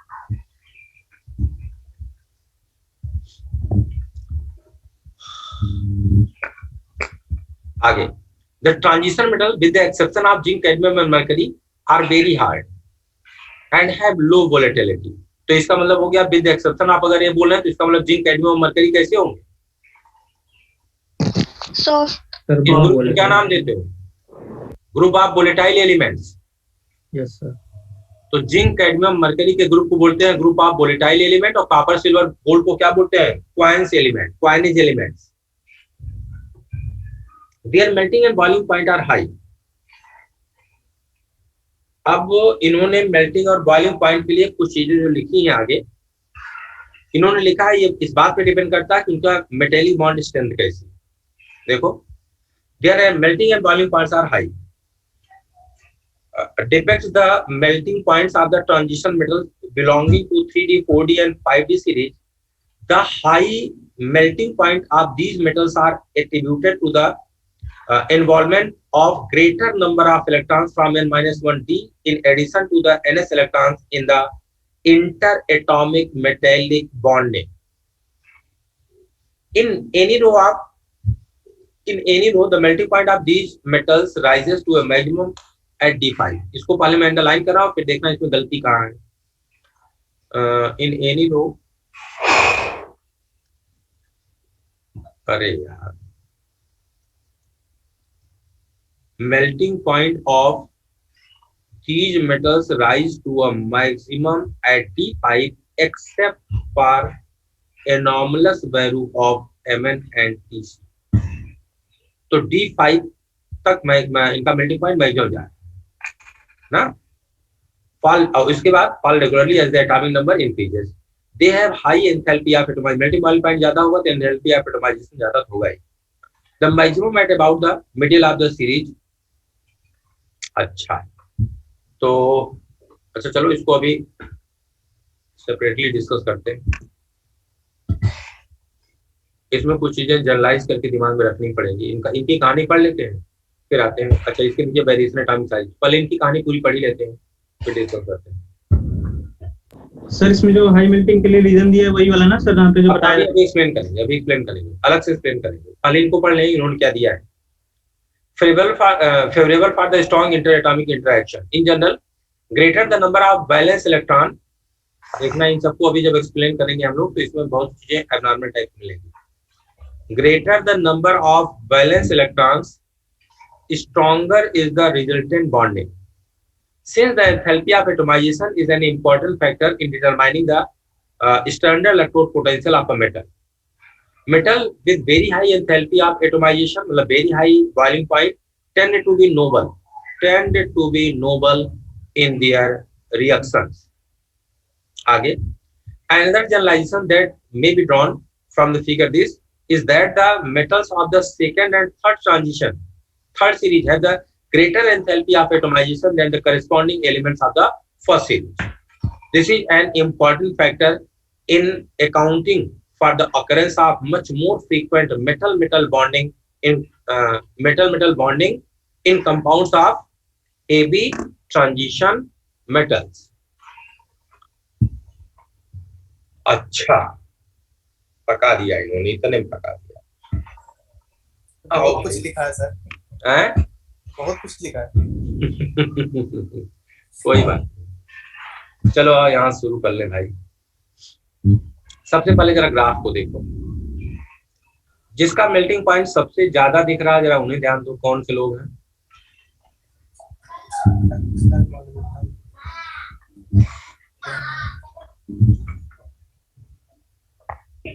और जिसको इन्होंने दिया ही नहीं है फिलहाल, कॉपर सिल्वर गोल्ड तो दिया ही नहीं। गोल्ड, अच्छा गोल्ड और सिल्वर तो सॉरी जिंक कैडमियम मर्करी दिया ही नहीं। ये ग्रुप कौन सा है? ये सारे ग्रुप 6 वाले हैं। किसी भी ट्रांजिशन सीरीज में मैक्सिमम, इन्होंने देखो मेल्टिंग पॉइंट की बात करें, मैक्सिमम मेल्टिंग पॉइंट किसी भी ट्रांजिशन सीरीज में किसकी होती है? ग्रुप 6। और मिनिमम मेल्टिंग पॉइंट किसी भी ट्रांजिशन सीरीज में किसकी होती है? ग्रुप 12 की। इसको ये तो ग्राफ में देख लो, नीचे तो समराइज करेंगे ये। चलो अब जरा यहाँ थोड़ी सी जगह लेते हैं और अब जो इन्होंने राम कहानी कही है उसको और डिस्कस करते हैं। चलो भैया, मेल्टिंग पॉइंट, बॉइलिंग पॉइंट और एंथैल्पी ऑफ एटोमाइजेशन, इतनी चीजें इस हेडिंग में एनसीईआरटी ने डिस्कस किया है। ये सारी की सारी चीजें डायरेक्टली प्रोपोर्शनल होती हैं मेटेलिक बॉन्ड स्ट्रेंथ। और मेटेलिक बॉन्ड स्ट्रेंथ इनके लिए, डी ब्लॉक के लिए डायरेक्टली प्रोपोर्शनल होता है number of unpaired valence electron. अब जब यहां हम number of unpaired balance electrons निकालते हैं, number of unpaired balance electrons निकालने की कोशिश करते हैं यहां, तो इसमें हम लोग क्या लेते हैं बेटा? n-1 डी के अनपेयर्ड इलेक्ट्रॉन्स लेते हैं। और ns की अगर बात करें, n और s के, तो इनके भी क्या ले लेते हैं? Unpaired electron. यानी क्या लिखा है? Number of unpaired valence electron, यानी n-1 डी के इलेक्ट्रॉन और ns के अनपेयर्ड इलेक्ट्रॉन। अब आओ जरा चेक कर लेते हैं। स्कैंडियम, वाइटियम, क्या यार,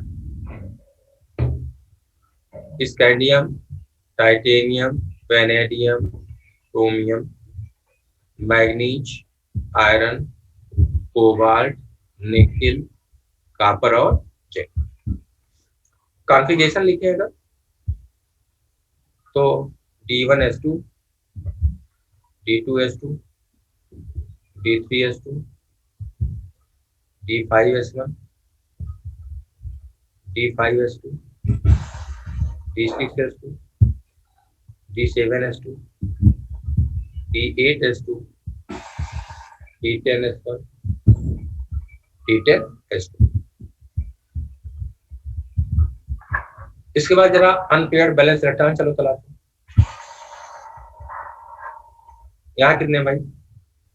एक, यहाँ दो, यहाँ तीन, यहाँ 6, यहाँ 5, यहाँ 4, 3, 2, 1, 0।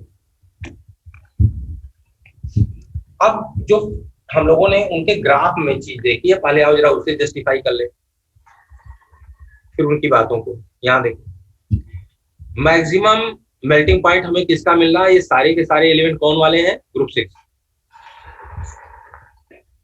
और यहाँ इसके नीचे इन्होंने खैर दिया ही नहीं है, यहाँ कौन से एलिमेंट आएंगे?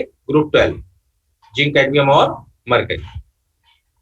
अब पहली बात तो ये हमें पता चल गई क्या, देखो यहाँ कि ये जितने भी ग्रुप 6 के एलिमेंट्स हैं, इनके केस में मेटेलिक बॉन्ड डिस्टेंस सबसे स्ट्रांग है, और इसीलिए इनका मेल्टिंग पॉइंट, इनका बॉइलिंग पॉइंट, इनका एंथैल्पी ऑफ एटोमाइजेशन सबसे ज्यादा होगा। और जिंक, कैडमियम, मरकरी के केस में ऐसा नहीं है, इसीलिए इनका मेल्टिंग पॉइंट, बॉइलिंग पॉइंट और एंथैल्पी ऑफ एटोमाइजेशन सबसे कम।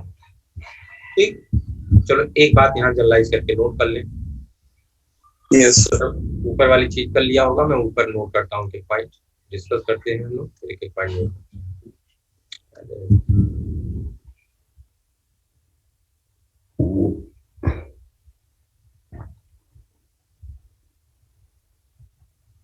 चलो पहली चीज हम लोगों ने क्या कर लिया, in any transition series maximum melting point group 6 का होगा, जैसे क्रोमियम है, मोलिब्डेनम है, tungsten. Minimum melting point group 12 का होगा, जैसे जिंक, कैडमियम और मरकरी। एक पॉइंट हम अब आप ऊपर देखिए, जैसे आप 3D सीरीज से 4D में जा रहे हैं, 4D सीरीज से 5D सीरीज में जा रहे हैं, तो मेल्टिंग और बॉइलिंग पॉइंट बढ़ता जा रहा है। इसका मतलब जैसे जैसे इनकी साइज बढ़ रही है ना, मेल्टिंग और बॉइलिंग पॉइंट क्या कर रहा? बढ़ रहा। जब साइज इंक्रीज कर रही है तो मेल्टिंग और बॉइलिंग पॉइंट इंक्रीज कर रहा है। ठीक,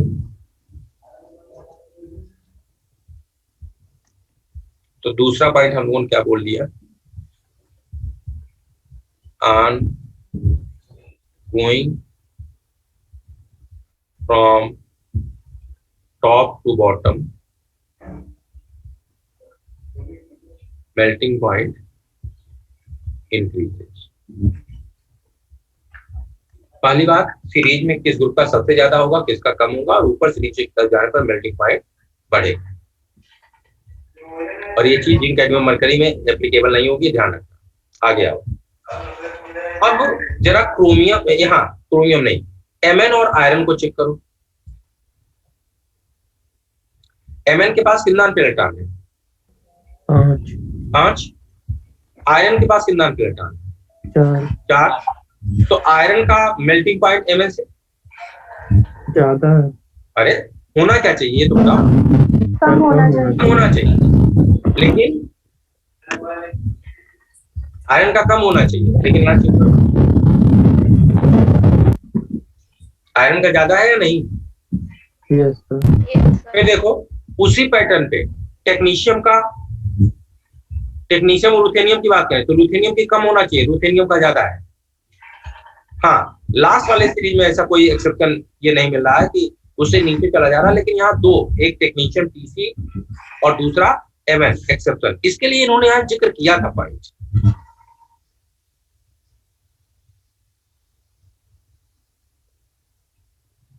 तो कहीं पॉइंट आया तो था, हाँ ये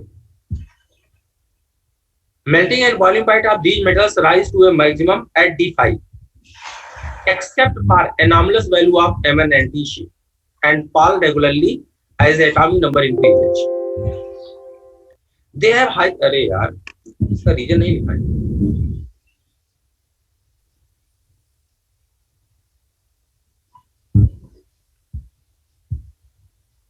सर MN और TC का अचानक से कम हो गया है।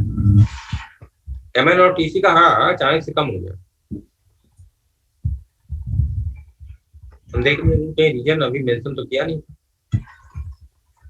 अच्छा, they have high enthalpy optimization which is shown in figure this. The majority about indicate that one unpaired electrons per d orbital is particularly favorable for a strong interatomic interaction. In general, greater the number of valence electrons, stronger is the resultant bonding.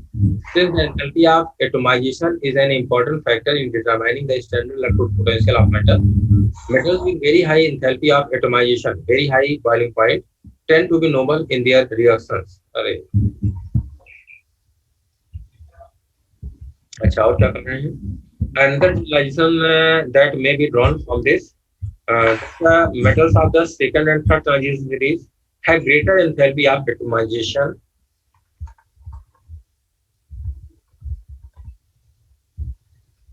Metals of the second and third transition series has a greater enthalpy of atomization than the corresponding elements of the first transition. This is an important factor. क्या बकवास है यार। चलो भाई आओ यहाँ जरा clear लिखो।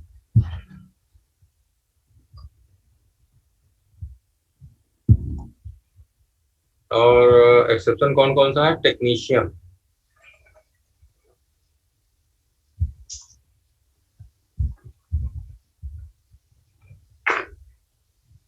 चलिए तीसरे पार्ट में आइए।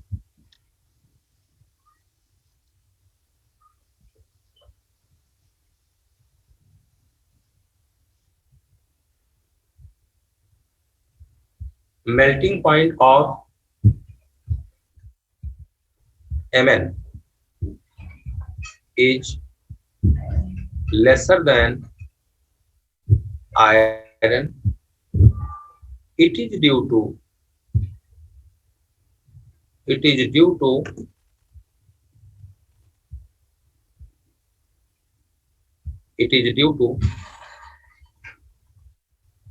type of unit cell in the formation of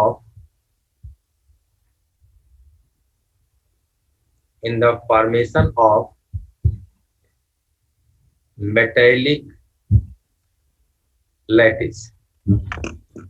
कभी भी मेटल्स के मेल्टिंग बॉइलिंग पॉइंट में अगर मेटेलिक बॉन्ड डिस्टेंस के अलावा, मतलब मेटेलिक बॉन्ड डिस्टेंस से हम उसके मेल्टिंग बॉइलिंग पॉइंट को अगर एक्सप्लेन नहीं कर पा रहे, कोई क्वेश्चन ऐसा है कि जहां मेटेलिक हम उसके मेल्टिंग बॉइलिंग पॉइंट को मेटेलिक बॉन्ड डिस्टेंस के बिहाफ पे हम एक्सप्लेन नहीं कर पा रहे हैं, तो फिर सबसे बेस्ट आंसर सिर्फ एक होता है कि आपको एक तलाशना है कि क्या कहीं कुछ ऐसा दिया गया है कि type of unit cell and their packing efficiency in the formation of metallic lattice. तो यहाँ हम लोगों ने क्या लगाएंगे? हाँ सर यही वाला दूसरे वाले में भी लगाएंगे, टेक्नीशियम और रुथेनियम में आ रहे हैं। जैसे Mn का मेल्टिंग पॉइंट होना क्या चाहिए था आयरन से, यहाँ अगर हम लोग देखें तो आयरन इसका मेटेलिक बॉन्ड स्ट्रॉन्गर है, आयरन से ज्यादा होना चाहिए था, लेकिन Mn का मेल्टिंग पॉइंट क्या हो गया? आयरन से कम हो गया। अब अगर इसे एक्सप्लेन करना है तो फिलहाल अपने कोर्स में जितना एक्सप्लेनेशन हो जो हम बोल सकते हैं वो सिर्फ ये बोल सकते हैं कि सिर्फ ऐसा है कि Mn और आयरन को बनाने में जो यूनिट सेल्स इन्वॉल्व हुई हैं और जो उनकी पैकिंग एफिशिएंसी है, इस एक्सेप्शन के पीछे वो यूनिट सेल और पैकिंग एफिशिएंसी जिम्मेदार होती है। अगर मेटेलिक बॉन्ड डिस्टेंस से हम चीजों को एक्सप्लेन नहीं कर पाएंगे तो ठीक। अब आपने पूछा कि सर दूसरे वाले में, तो दूसरे वाले में एक्सेप्शन देखो मिला है टेक्नीशियम और रुथेनियम। तो टेक्नीशियम और रुथेनियम को देखो, दोनों का जो यूनिट सेल दी गई है HCP और HCP, तो ये हम चाह के भी तो नहीं बोल सकते।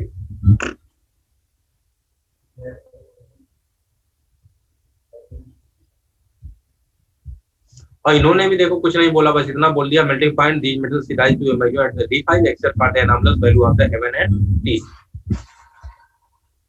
तो खैर सेकंड ट्रांजिशन सीरीज है वो हमको तो दिमाग में रखनी ही रखनी है, उससे रिलेटेड चीजें तुम्हें एक्सप्लेन करनी है। टेक्नेशियम और रुथेनियम को हम कैसे एक्सप्लेन कर पाएंगे भाई?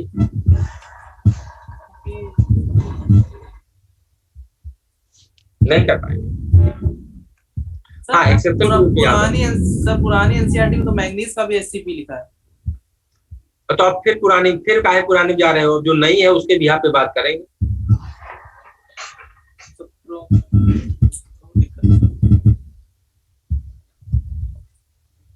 Yes sir. चलिए आगे।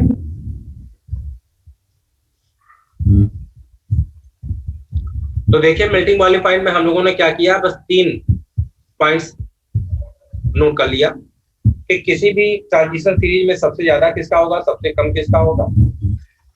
लेफ्ट टू राइट जाने पर जनरल ट्रेंड क्या होता है, मिड ऑफ द सीरीज तक मेल्टिंग बॉइलिंग पॉइंट बढ़ता है, उसके बाद कम होने लगता है। और ये किस बात बेसिकली प्राइमरी किस बात पे डिपेंड करता है, मेटेलिक बॉन्ड स्ट्रेंथ पे। मेटेलिक बॉन्ड स्ट्रेंथ किस बात पे डिपेंड करती है, number of unpaired balance electrons. और जहां जहां हमें एक्सेप्शन मिलेगा उस एक्सेप्शन के लिए हमको सिर्फ फिलहाल तो जहां जहां क्या फर्स्ट ट्रांजिशन सीरीज अपने कोर्स में है, तो उस एक्सेप्शन के लिए हम क्या बोलेंगे, आयरन और एमएन के एक्सेप्शन के लिए क्या बोलेंगे कि it is due to the type of unit cell and their packing efficiency involve in the metallic lattice of iron and MN. बस।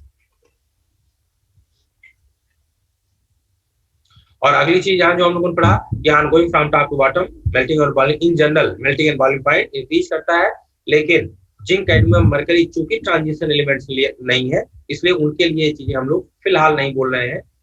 मतलब ongoing down the group melting और बॉइलिंग पॉइंट इंक्रीज करता है, लेकिन इसमें zinc cadmium copper silver gold और zinc cadmium mercury included नहीं है।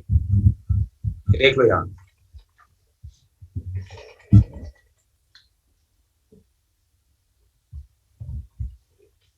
लास्ट वाला देखो, कॉपर सिल्वर गोल्ड के लिए एप्लीकेबल होगा क्या? देखो सर नहीं है। कॉपर सिल्वर गोल्ड अगर ऊपर से नीचे की तरफ जाने, जैसा कि और सब में है, देखो और सब में है, अगर ऊपर से नीचे की तरफ जाने पर मेल्टिंग और बॉइलिंग पॉइंट बढ़ाना हो तो इसका मतलब ये ऑर्डर आना चाहिए आपको। यहाँ देख लो होना क्या चाहिए था, सिल्वर यहाँ मिड में होना चाहिए था कॉपर, तो सबसे ज्यादा कॉपर है नहीं है? हाँ सबसे ज्यादा कॉपर और बीच में होना चाहिए सिल्वर, सिल्वर सबसे कम है वो बीच में चला गया। और ऐसे ही जब जिंक कैडमियम मरकरी की बात करोगे, जिंक वोलेटाइल सॉलिड है, कैडमियम सॉलिड है, मरकरी कैसा है, लिक्विड है, और यूयूवी कैसा होता है, लिक्विड होता है। तो अगर ऊपर से नीचे तरफ जाने पर मेल्टिंग और बॉइलिंग पॉइंट बढ़ रहा है तो इन दोनों को फिलहाल तो लिक्विड नहीं हो। इसका मतलब जो स्टेटमेंट हम लोगों ने लिखा है ये जनरल स्टेटमेंट है और ये किसके लिए एप्लीकेबल नहीं है,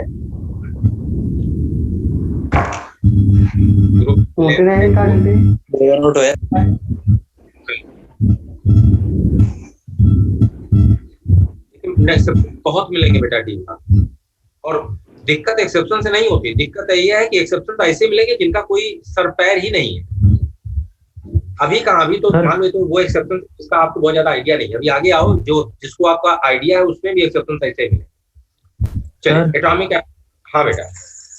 सर जैसे जिंक कैडमियम मरकरी का मेल्टिंग बॉइलिंग पॉइंट हाई होगा ना, जिंक कैडमियम मरकरी का मेल्टिंग और बॉइलिंग पॉइंट मेल्टिंग, अरे तो रूम टेम्परेचर पे मेल्ट कर जाता है, लो होगा। मरकरी रूम टेम्परेचर पे क्या है? हाँ ये सर उसका तो लो है।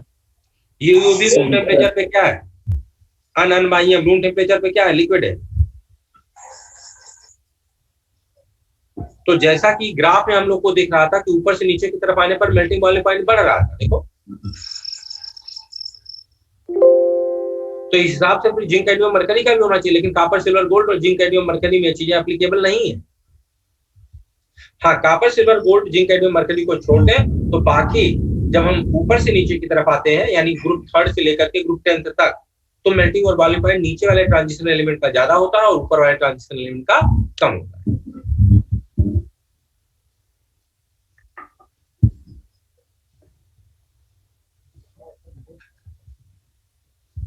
यस सर आगे बढ़ाइए।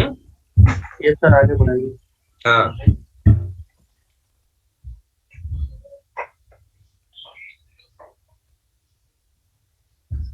एंथैल्पी ऑफ एटमाइजेशन देख लो, सेम ट्रेंड मिल रहा है, तो सेम है। देखो अरे ऊपर वाले से मैच करवा, अड़ोस पड़ोस में आएंगे। यहाँ देख लो, लास्ट में देख लो, चाहे मिड में देख लो, चाहे एक्सेप्शन देख लो, देखो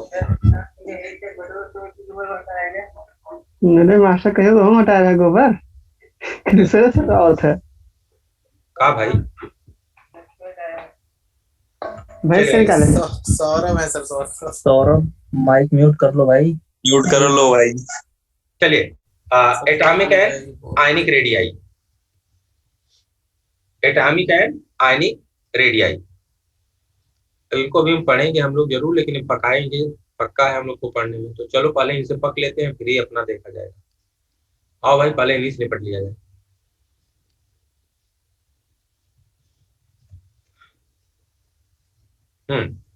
In general, ion of the same charge in a given series show progressive decrease in radii with increasing atomic number.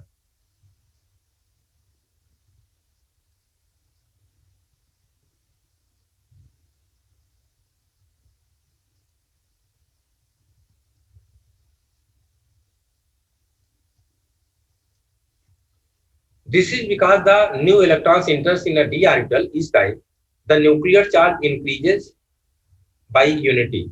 It may be recalled that the shielding effect of a d electron is not that effective. Hence, the net electrostatic attraction between the nuclear charge and the outermost electrons increases and the ionic radii decreases. Ionic radii के लिए इन्होंने क्या बोला है कि अगर same charge आप लेते हैं, यानी अगर +2 ले रहे हैं तो सबका +2 लीजिए, +3 लेते हैं तो सबका +3 लीजिए, तो जैसे जैसे एटॉमिक नंबर बढ़ेगा इनकी रेडियाई कम होती जाती है। इन्होंने ये आयनिक रेडियाई के लिए स्टेटमेंट दिया। ठीक, आगे, the same trend is observed in the atomic radii of a given series. कह रहे हैं कुछ ऐसा ही ट्रेंड एटॉमिक रेडियाई के लिए भी इनको एक सीरीज में मिलता है, लेकिन आगे, however the variation with the series is quite small। अगर हम सीरीज में मूव करते हैं लेफ्ट टू राइट तो कह रहे हैं the variation within a series is quite small. An interesting point emerge when atomic size of one series are compared with those of the corresponding element in the other series.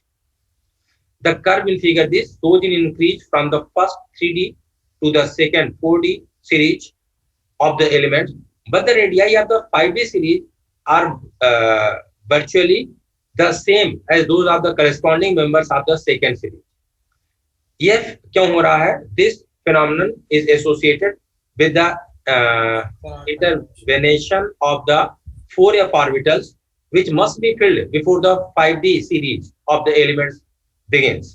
The filling of 4f before 5D orbitals result in the regular decrease in the atomic radii called, यहाँ से, the filling of 4f before 5D results the regular decrease in the radii, इसे बोलते हैं lanthanide contraction.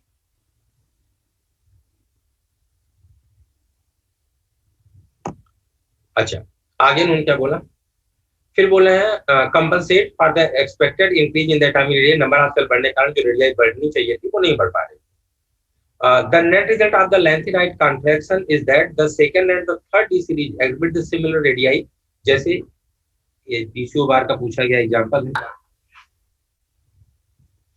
and have similar physical and chemical property much more than the expected on the basis of usual family relationship। और चूंकि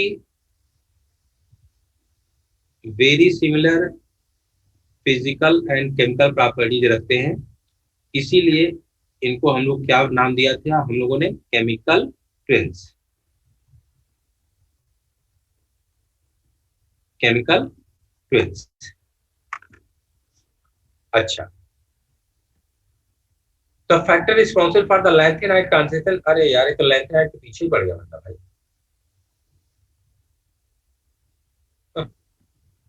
बेकार बकवास। चलो अभी हम लोग डिस्कस करते हैं और एक बार टेबल देख लेते हैं, टेबल में क्या कमी बाकी है, मतलब सॉरी ये ग्राफ इनका देखो भैया, स्कैंडियम, टाइटेनियम, ये दिखा रहे हैं स्कैंडियम टाइटेनियम वाली ग्रीन कंटिन्यूअस सीरीज है। ये सीरीज आपकी फर्स्ट ट्रांजिशन सीरीज है, 3D सीरीज है। फिर डॉटेड लाइन ब्लू वाली इन्होंने दिखा दिया है, 4D सीरीज है। और इसके बाद लास्ट रेड वाली इन्होंने दिखा दिया है, ये 5D सीरीज। 4D और 5D को ये देखो क्या बता रहे हैं कि ऑलमोस्ट इनकी रेडियाई कैसी हो जा रही है, ऑलमोस्ट इक्वल हो जा रही है 4D और 5D सीरीज। लेकिन यह इक्वल जो हो भी रही है वो देखो कहां से हो रही है। यहां तो जो इन्होंने ग्राफ में दिखाया है वो एग्जैक्टली नहीं समझ में आएगा, लेकिन जब डेटा आप देखेंगे जहां इन्होंने रेडियाई का डेटा दे रखा होगा सीरीज वाइज, यहाँ तो यहाँ दिया है क्या, नहीं दिया। अरे यार चलो जाने दे तो हम लोग फिर बात करेंगे ये।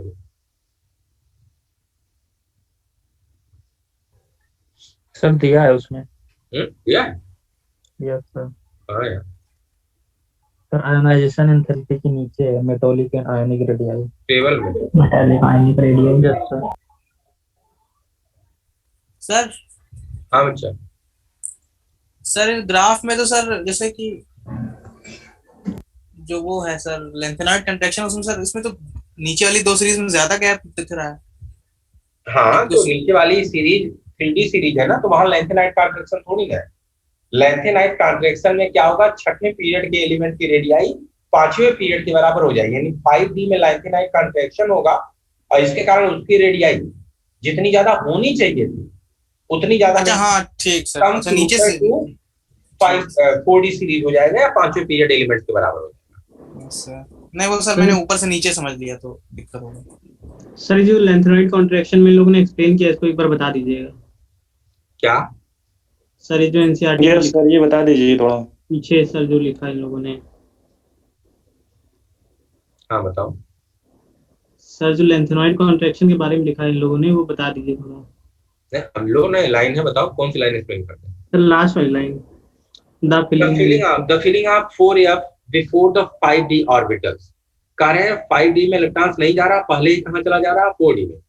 Result in regular decrease in the atomic radii called the lanthanide contraction. यही ना? Yes sir. Yes sir. ये आपका जर्कोनियम है, ये आपका हैफनियम है। हैफनियम में हुआ क्या कि जैसे ही 5D में एक इलेक्ट्रॉन आया, अब जब अगला इलेक्ट्रॉन आया तो वो 5D में नहीं जाकर के वो अगला इलेक्ट्रॉन कहां चला गया, 4f में। तो इसका फायदा क्या हुआ, मतलब इसका नुकसान क्या हुआ? सर न्यूक्लियर चार्ज तो बहुत बढ़ गया, लेकिन सर अरे एक मिनट रुक जाओ। इसका नुकसान क्या हुआ कि मान लेते हैं ये हाइफनियम का ये न्यूक्लियस है और हाइफनियम की ये 4f सेल, ये 4f है और इसके नीचे सपोज ये 5D सॉरी मतलब 4f अंदर होगी 5D बाहर हो गया, उल्टा कर दिया हमने। और ये इसकी बैलेंस सेल। अब जरा बताओ, जिस इलेक्ट्रॉन को D में जाना चाहिए तो इलेक्ट्रॉन D में ले जाकर के यहां चला गया और इसके साथ एक प्रोटॉन भी तो आया होगा, प्रोटॉन न्यूक्लियस में गया। इस न्यूक्लियस में जो प्रोटॉन गया इसके कारण न्यूक्लियस का force of attraction balance electrons के ऊपर बढ़ेगा। लेकिन जो F में इलेक्ट्रॉन्स जा रहे हैं, पुअर स्क्रीनिंग F इलेक्ट्रॉन्स का होने के कारण ये अंदर से इस बैलेंस सेल को उतना ज्यादा रिपेल स्क्रीन नहीं कर पाएंगे, रिपेल नहीं कर पाएंगे। धीरे धीरे F में क्या होगा, 14 इलेक्ट्रॉन्स आएंगे और इनके साथ के 14 प्रोटॉन्स न्यूक्लियस में चले जाएंगे।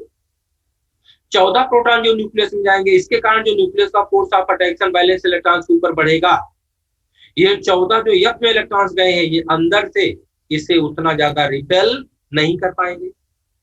तो होना क्या चाहिए था, होना तो ये चाहिए था कि इनकी साइज, चूंकि इलेक्ट्रॉन्स बढ़ रहा है, नंबर ऑफ सेल बढ़ गई है, सेल छठी है, ये होना ये चाहिए था कि अगर इनके पास नंबर ऑफ सेल 6 है तो इनकी रेडियाई 5वें पीरियड से ज्यादा होनी चाहिए थी। लेकिन पुअर स्क्रीनिंग ऑफ 4 या 14 के इलेक्ट्रॉन्स के कारण जो 14 प्रोटॉन्स न्यूक्लियस में आए, इनके 7 इलेक्ट्रॉन्स F में गए हैं। इन 14 प्रोटॉन के कारण न्यूक्लियस का जो फोर्स ऑफ अट्रैक्शन बढ़ा होगा F में गए हुए इलेक्ट्रॉन्स से रोक नहीं पाएंगे। तो रिजल्ट क्या हुआ कि नंबर ऑफ सेल जरूर बढ़ गई, लेकिन इफेक्टिव न्यूक्लियर फोर्स इतना ज्यादा बढ़ गया कि उसने इस सेल को क्या किया, अंदर की तरफ इलेक्ट्रॉन को खींच लिया। और यही कारण हो गया कि इसमें हाइड्रोनियम में नंबर ऑफ सेल 6 होने के बावजूद भी इसकी रेडियाई करीब करीब जर्कोनियम नंबर ऑफ सेल 5 के बराबर हो जाती है। इसी को बोला है लैंथेनाइट कॉन्ट्रैक्शन, या इसे नाम देते हैं poor screening of 4f14 electron. देखो Yes, 4f before the 5d atom result in regular decrease in the atomic rate. Regular decrease लगातार कम हो रही है। क्यों? जैसे जैसे f में इलेक्ट्रॉन जाता जाएगा, न्यूक्लियस में प्रोटॉन जाता जाएगा, यानी न्यूक्लियस में नंबर ऑफ प्रोटॉन बढ़ेगा, और इसको रोकने वाला है कि देखो नंबर जरूर बढ़ा लेकिन क्षमता उतनी नहीं है, तो धीरे धीरे इफेक्टिव न्यूक्लियर चार्ज क्या करेगा, बढ़ता चला जाएगा।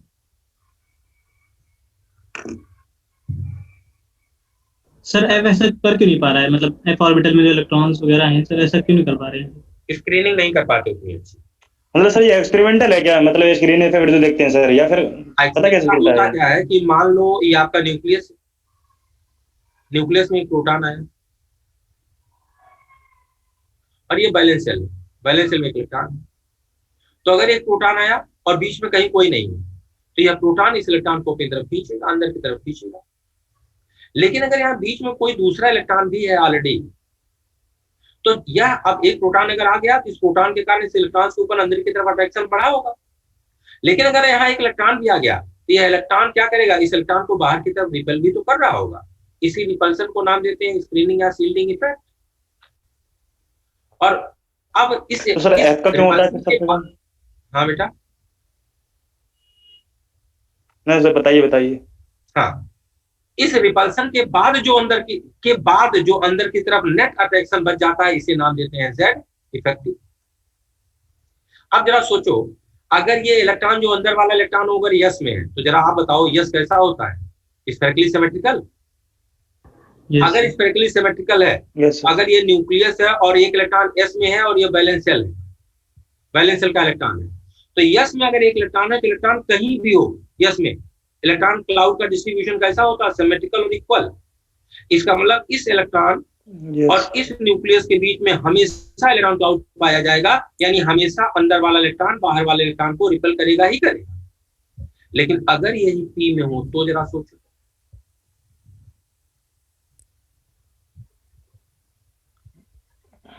ये न्यूक्लियस है तुम्हारा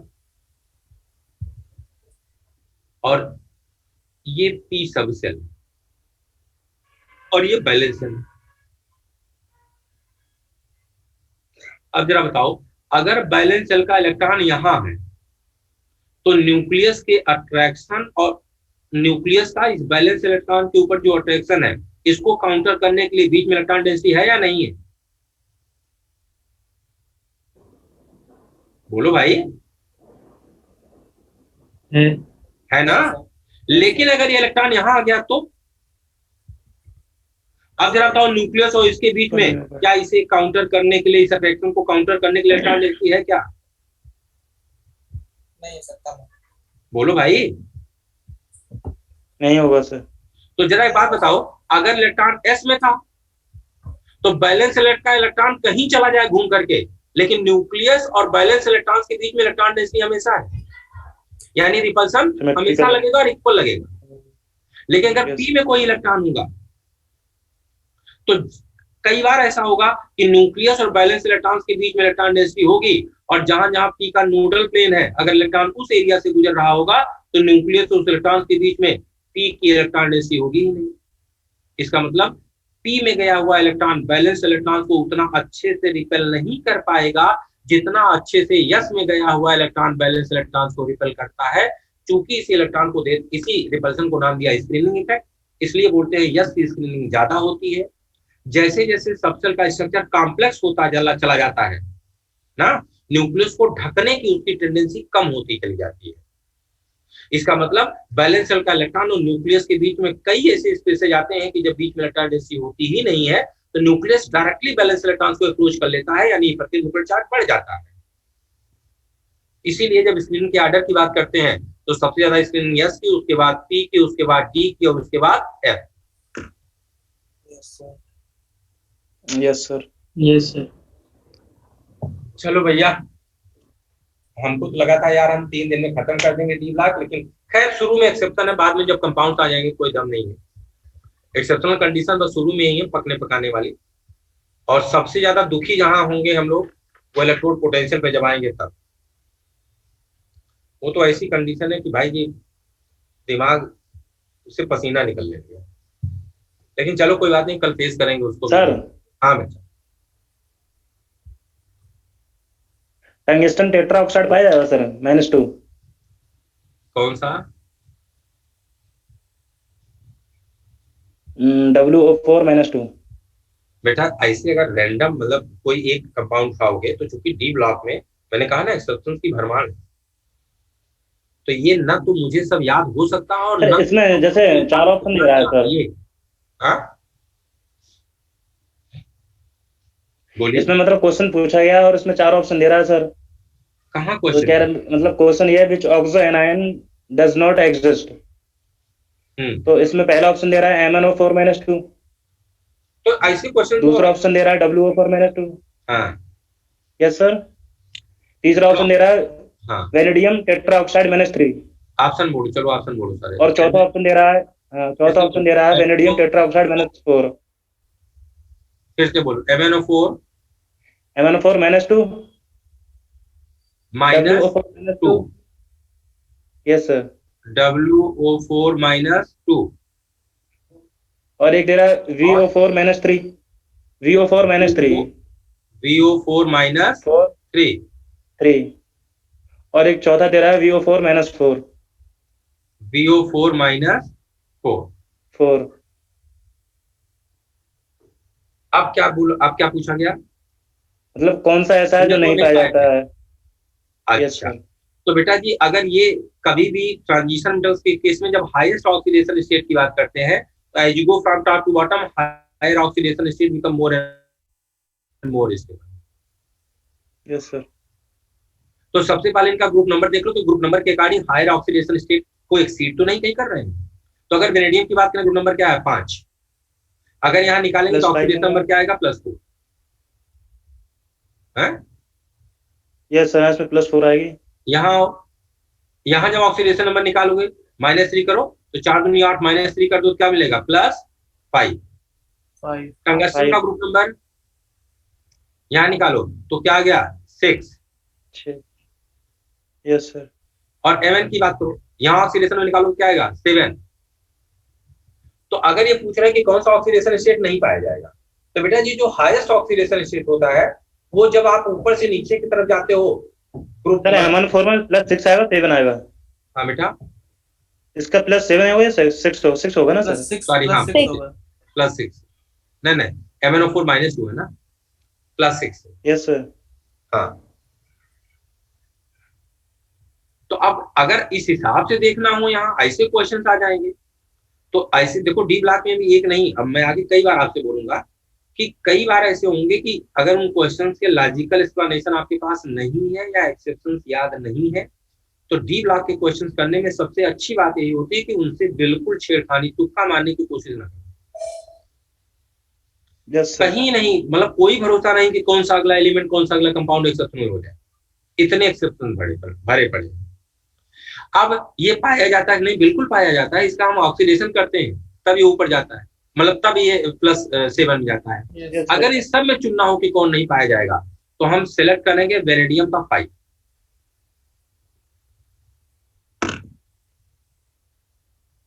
मतलब ये नहीं पाया जाएगा सर? मतलब अगर हमसे पूछो, मैं श्योर नहीं हूं, लेकिन अब जो तुमने क्वेश्चन पूछा उस बिहाफ पे हम बोल रहे हैं। सर आंसर इसका 4th दे रहा है सर। तो अब अगर इसके 4th आंसर हमने कहा ना कि अच्छा इसका कोई लॉजिक ना तो ले सकते हैं और ना तो दिया जा सकता है। हाँ इतना है कि एनसीईआरटी अगर 4th दे रहा है, एक जगह एनसीईआरटी ने डेटा दे रखा है, उस डेटा से अगर हमको कुछ मिल जाए काम तो बात बन सकती है।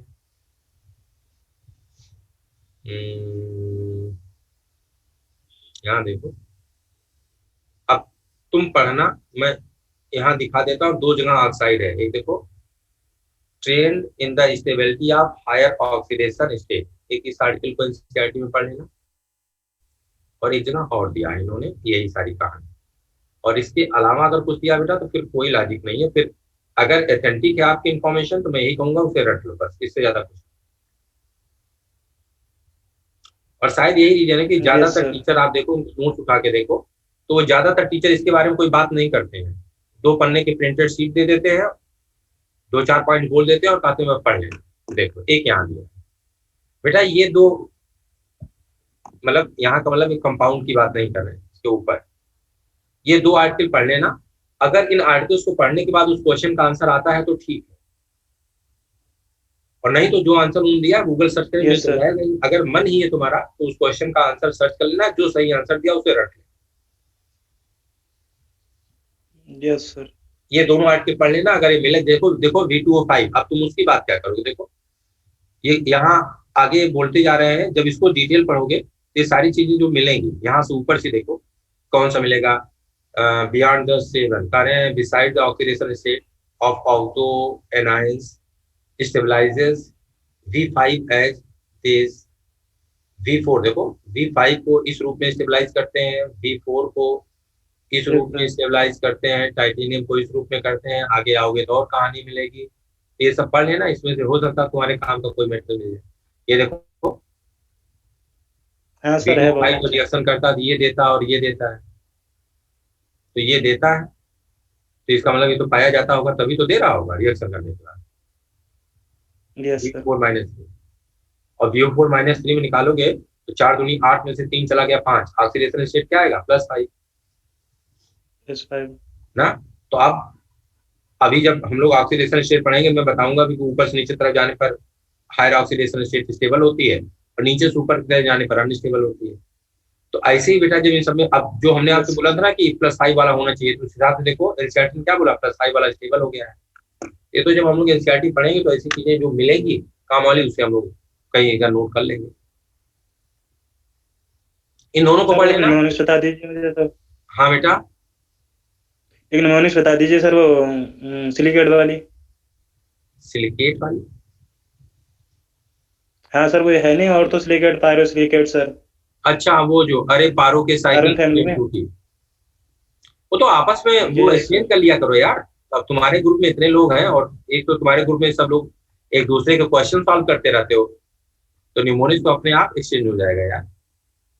अरे सर पारो के